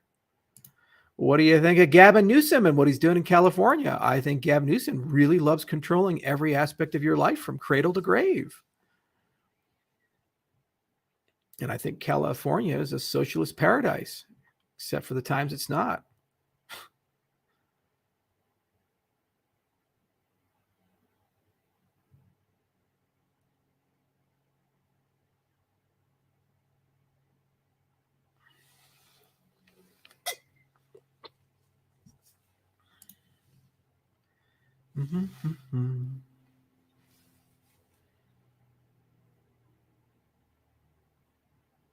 When will Mithril be added to Lace? We're going to see if we can get PI Planning 6, but it's definitely on the roadmap, and Mithril is getting very mature. SBOs are doing a good job with it, and things keep evolving. So it's going to happen pretty quickly, and it's a high demand of me. It's a high priority because to me, a light wallet really needs this. We are so far beyond trust. We designed Ouroboros to that. You should light your fireplace. Well, all right, sir. Just for you, I'll do it. How about that?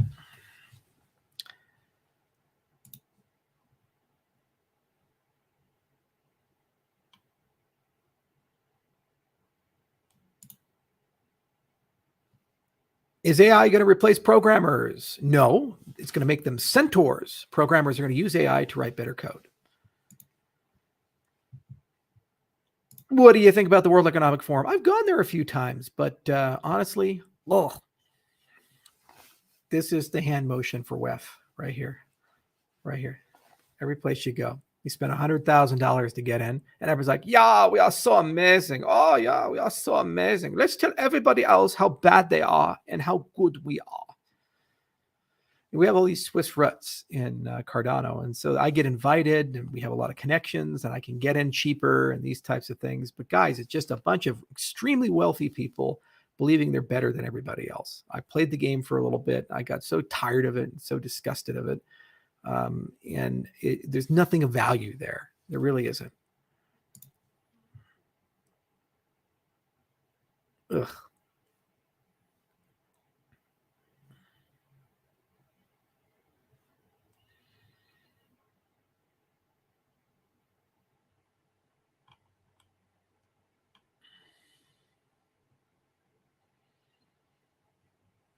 Lace looking good so far. Or where do I submit bug reports? GitHub? Yes.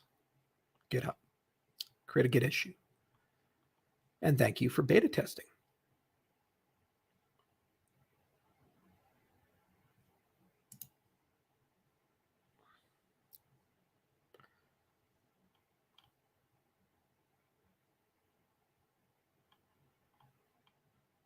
How dare you? Sometimes I do those things so the meme makers have a sound clip and a reference point, and they can use it. This is going to be a fun video to cut up. Who gives the names of the things in Cardano ecosystem like Mithril and Hydra? Is it just you? Well, sometimes me, sometimes others, but I did name Mithril and Hydra.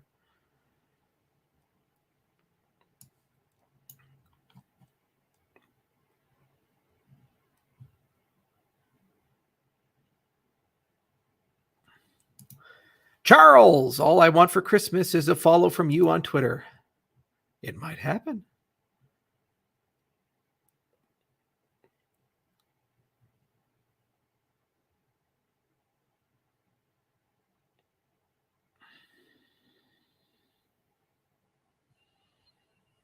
This is a great idea, Jack. Thank you for mentioning it. Charles, would you ever make a book with a bunch of topics and ideas that people can look into, similar to Andreas, the IOM, but instead it covers different topics such as farming, healthcare, and systems?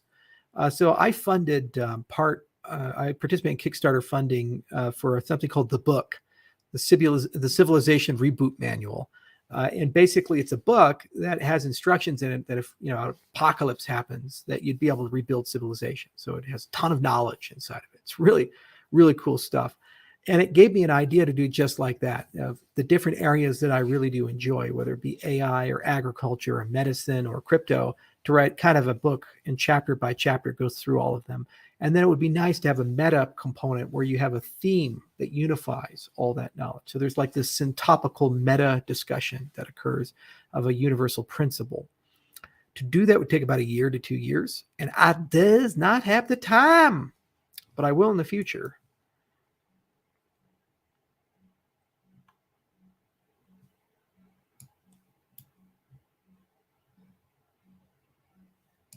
Charles looking like a young Santa Claus. Ho, ho, ho.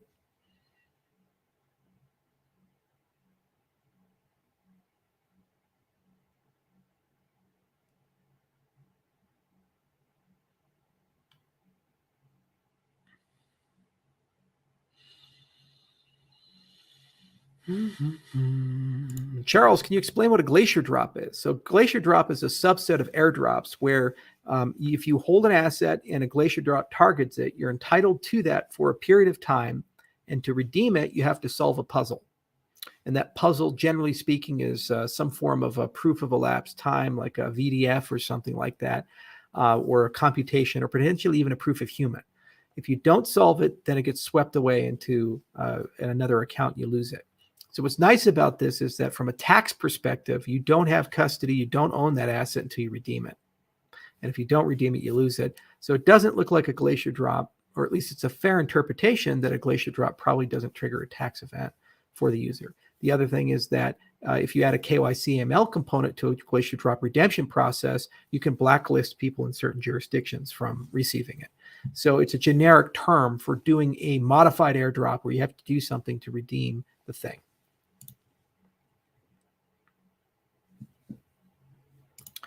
What are some of the reasons that you believe the mainstream crypto media tends to avoid Cardano news and at times spread hate and lies towards it? Because they don't make money from it.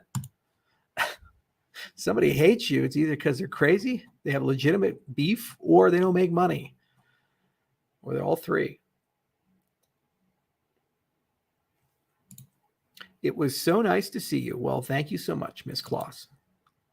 So nice to see you too. Love you too, Rockstar.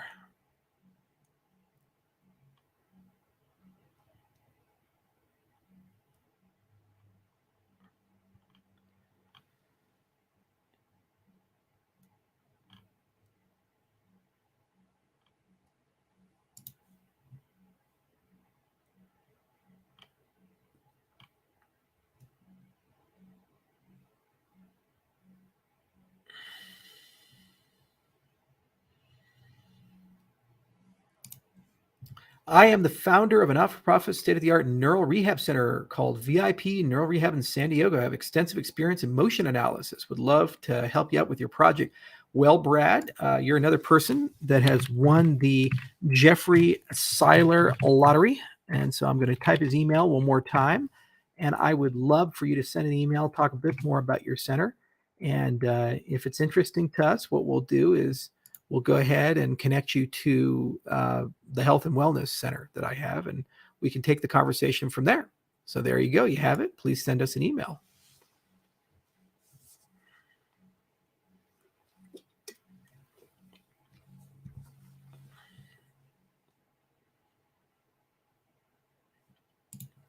Okay.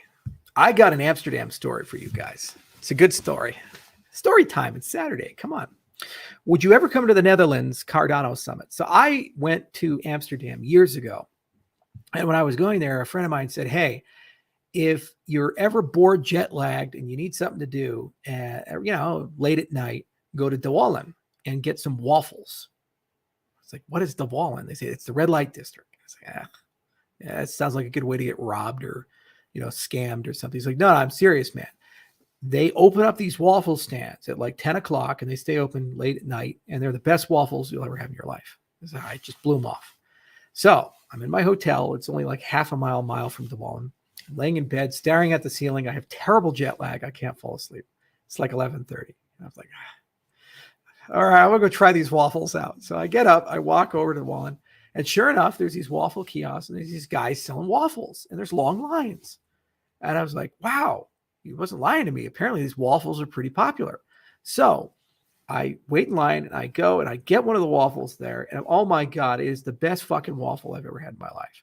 Belgian fucking waffle. Got the powdered sugar on it. Got all this other shit on it. It's so good. They even do the chicken waffles, but the waffles are just so good. So I ate those waffles. I ate way too many of them. I go back, fall asleep. The next day, whole day, I'm jonesing for those waffles. I'm just sitting there, just like, oh man, I want some of those waffles, man. So I'm waiting. 10 o'clock on the dime. I go ahead and go to the wall, and I'm waiting in line, waiting for them to open up. And then while I'm waiting in line, someone runs into me, hits me. I nearly fall over, and I look at him. He's drunk. He's got a beard. And he says, I'm the Iceman. I'm the Iceman. And just walks off. I was like, who the fuck is that guy? 6 months later, I'm at a hotel again, and this time in Singapore. I'm sleepless night. I got my phone out, just scrolling through YouTube, looking for something to watch, to fall asleep to. And there's a Vice documentary about the Iceman, Wim Hof. And I click on it. It's the first time I'd heard of Wim Hof. And I see him and I say, that's the guy, the waffle guy who ran into me and called himself the Iceman. So there you go. There's two things I know about Amsterdam. They have amazing waffles, and the Iceman will run into you from time to time.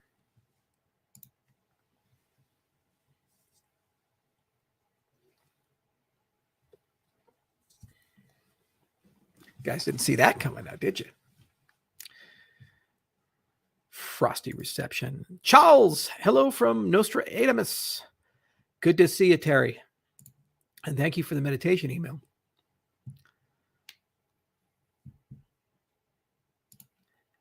Did you do or see anything interesting when you were in Scotland? Oh, absolutely. I went to the Loch Ness, man. Went all up and down that Loch Ness looking for Nessie. And I got the restaurant, Nessie's.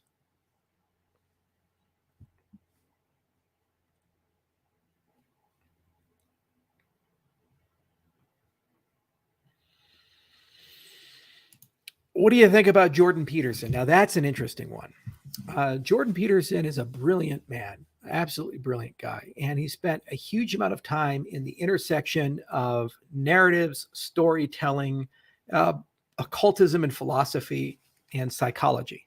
So he's kind of pulling those things together. And his Maps of Meaning was like this long, incomprehensible book.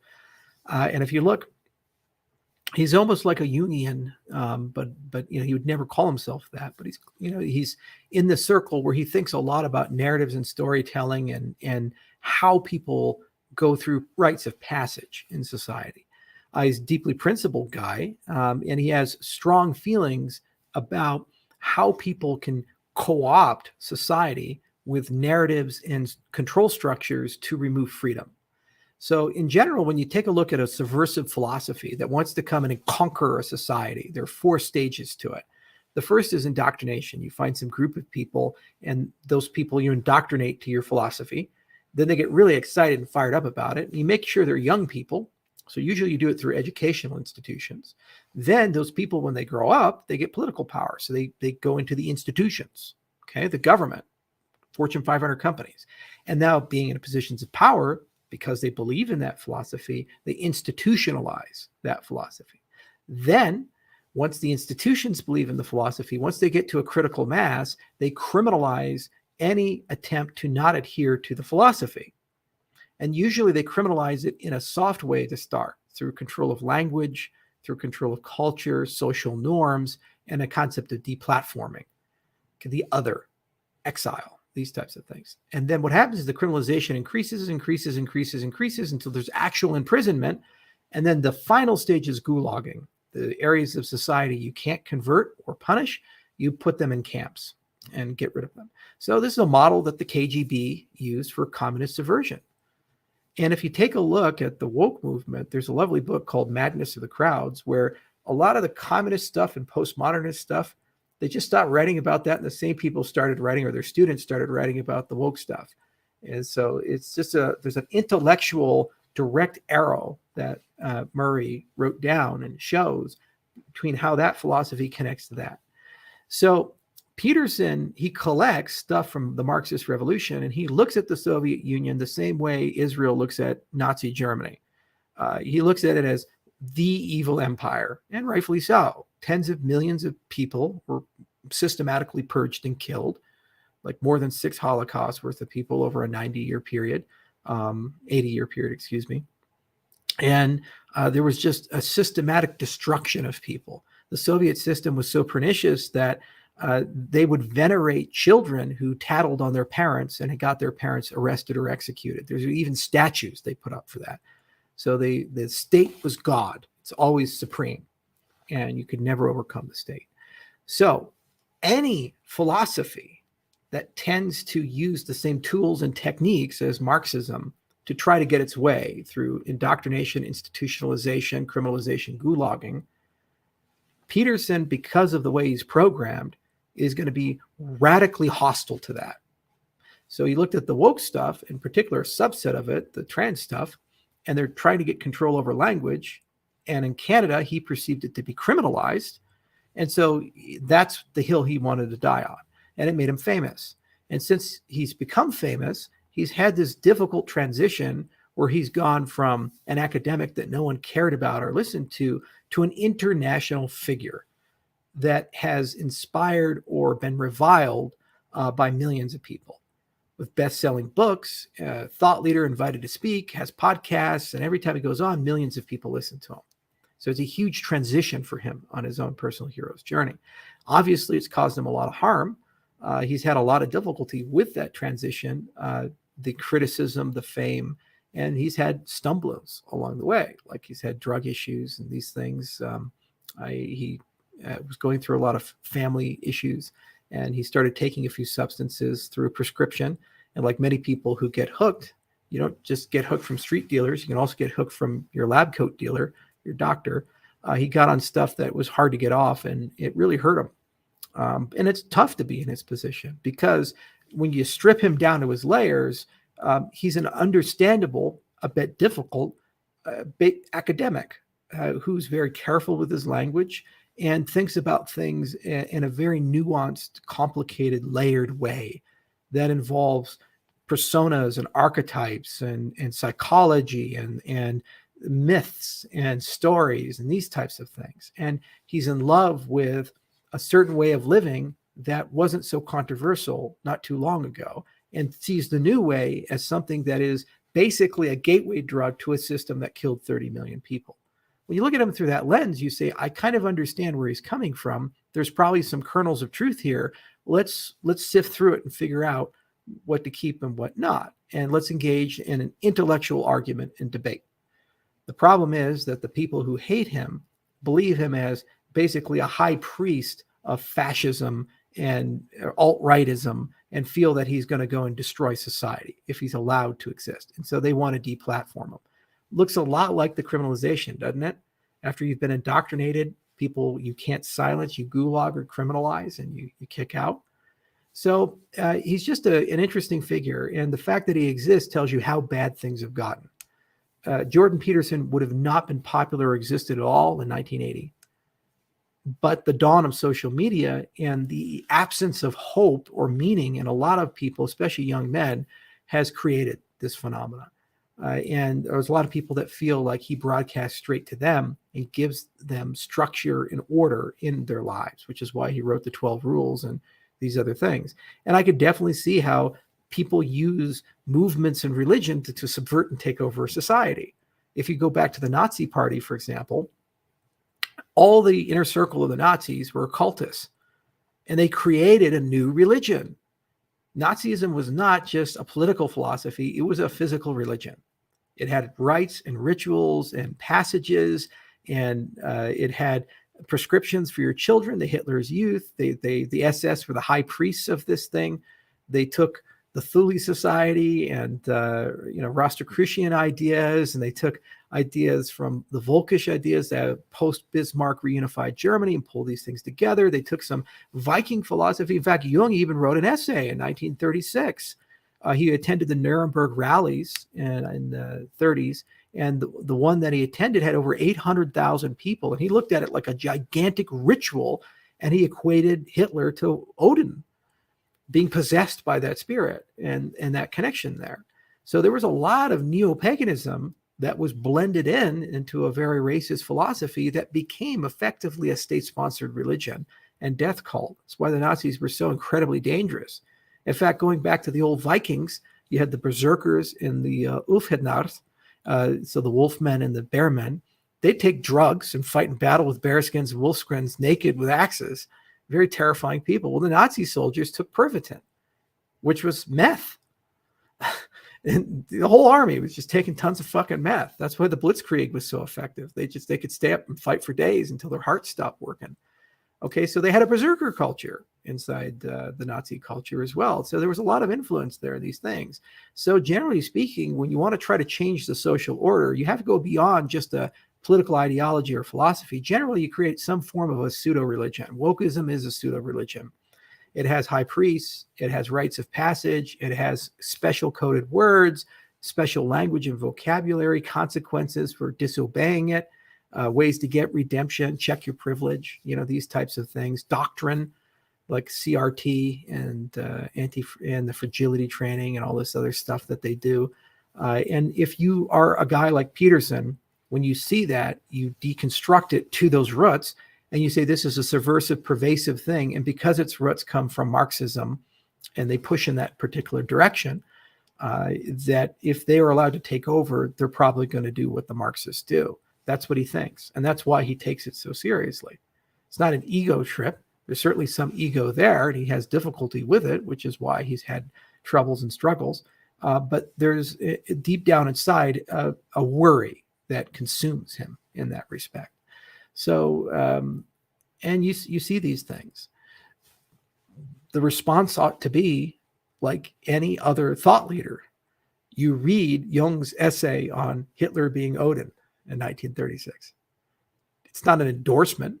It's a discussion. And it tries to make sense of how can an entire nation state get caught up in a mania that makes them comfortable with genocide. It's the same in the 90s with the Hutu and the Tutsi in Rwanda. How can a nation state just be comfortable with killing hundreds of thousands of people so quickly in 100 days? And you ask why. And it's too easy. It's a cop-out to say, well, those are evil people. Okay, yeah, there's plenty of evil people out there. We have them all the time. Sociopathic murderers. You got Jeffrey Dahmers running around. Jeffrey Dahmers don't take over countries and rally a country and inspire loyalty and belief and get such a strong, fervent religious connection to somebody that you're willing to die for that person. They're loners who live on the dredges of society, exiles who take advantage of being able to hide within it to cause harm. But when discovered, we hate them, revile them, and kill or imprison them. So philosophies, religions, these types of things, they do tend to do these things. The good ones tend to treat everybody nicely. The bad ones tend to say that there are special people who get into heaven and very bad people. Everybody else is a very bad person, and it's okay to do bad things to them. Viking philosophies in particular, if you look at the old pagan beliefs that they had this idea of the inner and the outer. And the inner belief is your tree, your village, and the things that happen there, you have one moral code. And the things that are on the outside, the outer, has a different moral code. That's why it's okay to get in a boat and go into the outer and rape and murder and pillage and collect slaves, because you're not doing that to the inner. That's a pagan Bronze Age philosophy, you see. And today we see that, we say, well, that's terrible. The Romans had a similar concept. It was more institutionalized, but people forget that Julius Caesar killed 2% of the world population in his purges of Gaul. 2%, whole world. It was just a genocide. Purged all of it for glory. Nobody in Rome batted an eye about it. You see? And so these are ancient philosophies. They should stay ancient. The Nazis resurrected it. The communists also resurrected it.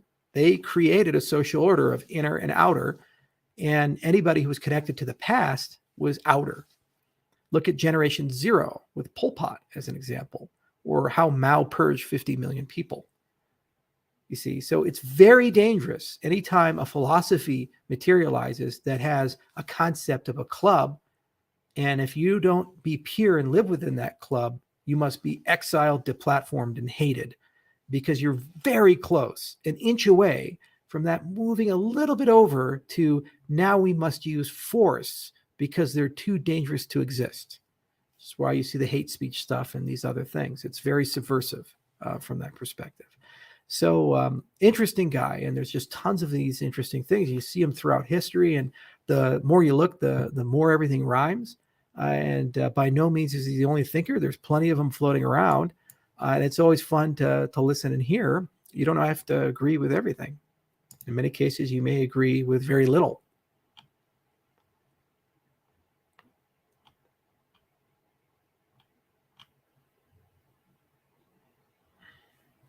Are you a Sam Harris fan? Actually, this is interesting. Peterson, then Harris.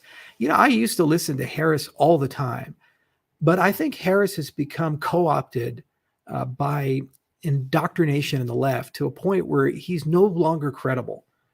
Like when he left Twitter, his position on hate speech, his anti-Trumpism, and how fervent that is, to the point where he's deranged a bit. And it's a shame, because I read Waking Up, I listened to his podcast, I even downloaded his app, and there's a lot of good there. He's a brilliant guy, and he has incredible thinking skills. But just because you have incredible thinking skills doesn't mean you can't be co-opted by an ideology to an extent where you start applying those thinking skills towards that ideology and use it to justify it. Like Thomas Aquinas, for example. There's a lot of logical contradictions in Christian Catholic doctrine. And he went to gargantuan lengths to try to construct elaborate structures so that effectively these contradictions went away. The Thumma Theologica and these other things. Like why, for example, do you get punished in hell infinitely? Think about that. You have a finite time on earth, regardless of the sins you've committed.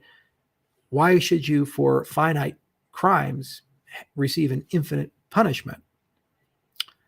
And so he has to construct a house of things to be able to justify that doctrine. Brilliant guy. Very few of us could ever stand toe to toe with a modern Thomas Aquinas. He's just one of those guys. You would not want to get into that fight. And I don't necessarily put Harris at that level, but I do believe he's invested a gargantuan amount of time into thinking and being effective in that respect. But I do believe the well's been poisoned a bit, and it's pretty sad too, because we've lost a great mind.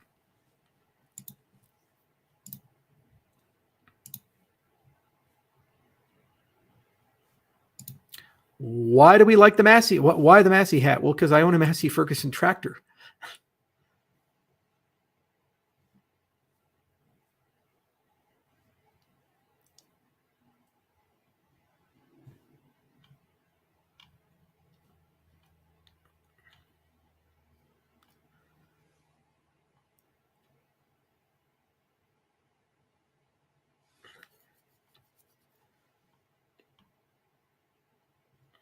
Charles, you love to talk. Well, you're the one in my AMA listening to me talk. It's a dialogue, right? You ask questions and I answer them. That's the point of an AMA. Maybe you don't understand that definition. It's okay. Go to Google, read about it, and then once you know what an AMA is, come back.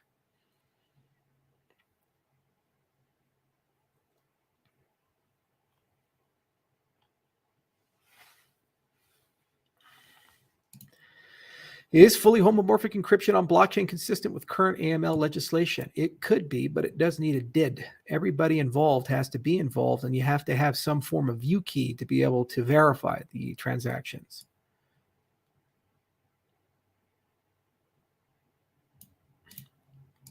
Charles, return those pretzels. Love yourself. I bought them for the office. I'm not going to eat them, or I'll eat a few of them, but I bought them for the office. They're going over there, the snack room in the office, and everybody else I have them. Okay. But it's what I do when I'm fasting. Okay. I don't actually eat. I just buy food. I bought $1,000 worth of cakes and gift baskets and chocolate delights for Christmas for my family. Sent them to my mom and dad. They're in the mail. Okay. I just needed to shop for food. Give me that. Give me that.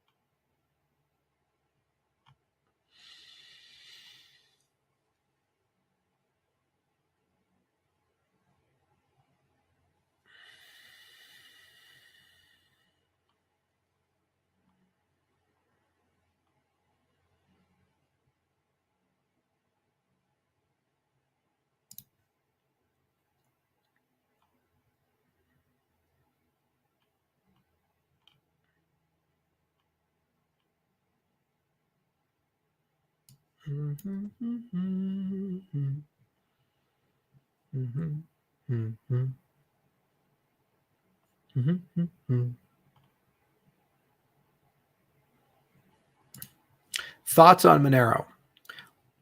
The Monero community seems to think a lot about midnight, even though they don't actually know anything about it.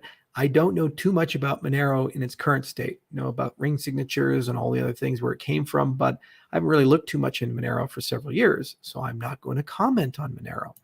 And maybe the Monero community could give us the same luxury about midnight. Maybe, just maybe.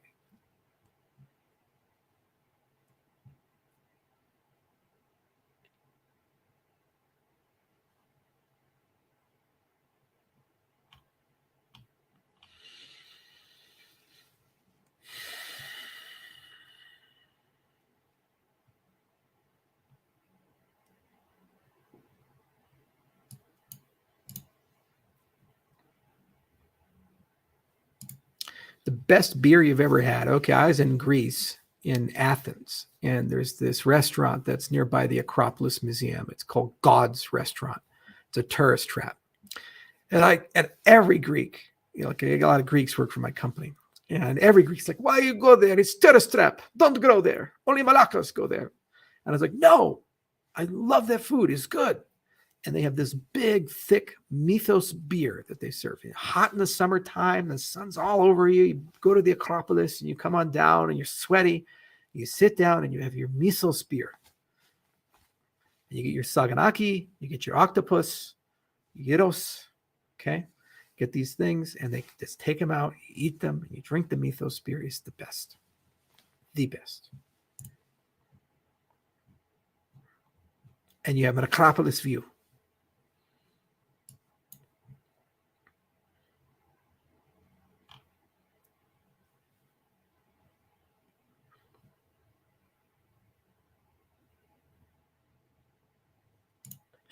I didn't say this at all, but that's your problem. That's your problem. You see, this is the problem. Everybody's so divided right now. They can't hear what people are actually saying. They can't see what actually people are doing. When you take a language and you open it up and you start making arbitrary changes to that language very rapidly without any consistency or objectivity to it, at any time, people can co-opt that process and use it to control people. It's what the communists did. It's what the Nazis did. It's what many people have done. It's a dangerous thing to do. And sometimes you have to do it. Sometimes it's not a good idea. But don't just assume that it's always a good idea and there's no consequences for it. And don't just assume that the structures that are put in for equity and fairness or your perception of it won't be abused. That's the point, and that's the dialogue. But what's happened is one movement's come in and said that it's already been decided, and anyone who opposes us is evil. That's a fact. It's happened, and it's being institutionalized at the moment. And the debate never got actually had. We went from 0 to 100, and it makes some people uncomfortable. And if you can't see that, you're the victim of propaganda. That's the point. You have to accept that this is a nuanced society, and there's plenty of people floating all around who have different viewpoints and different beliefs, And all of those people are human beings like you. And they deserve dignity, respect, and accommodation just as much as you deserve dignity, respect, and accommodation. And if we're all going to get together in a mixed society with different religions and viewpoints and philosophies, we have to figure out a way to have conversations with each other and dialogues with each other. It doesn't always mean we're going to agree, and it doesn't always mean that we see eye to eye on things, but at least we can respect some fundamentals of dignity. Okay? And believe it or not, if you do that, more often than not, you make friendships and connections. And people you thought were enemies or against you actually support you and want to fight for you and give you something. You see, and that's our option. Civil rights movement did this in the 1960s and 70s. There were people like Malcolm X that said, burn it all down. Black Panthers, burn it all down. And there were other people like Martin Luther King who said, let's show them our humanity. Kill them with love. And it turned out that that worked. Civil Rights Bill 1964, and there was many more milestones along the way. But every time you go and show your humanity and you're willing to engage in a dialogue and inspire people and raise people up, every time you form a beacon to do that, you find out that there's more people who are willing to love you and be with you and treasure you and connect and understand your movement. And it allows you then to overcome the injustices that you perceive. If you go to war with people, it's sum zero. For you to win, they lose. You're taking something from them. You're hurting them. And you're the enemy. And what do you do with that? Where do you go with that? So you can hear what you hear, but there is an objective reality about these things. And there's an arc and nuance of history. And believe it or not, we're not the first country to go through problems. We're not the first era.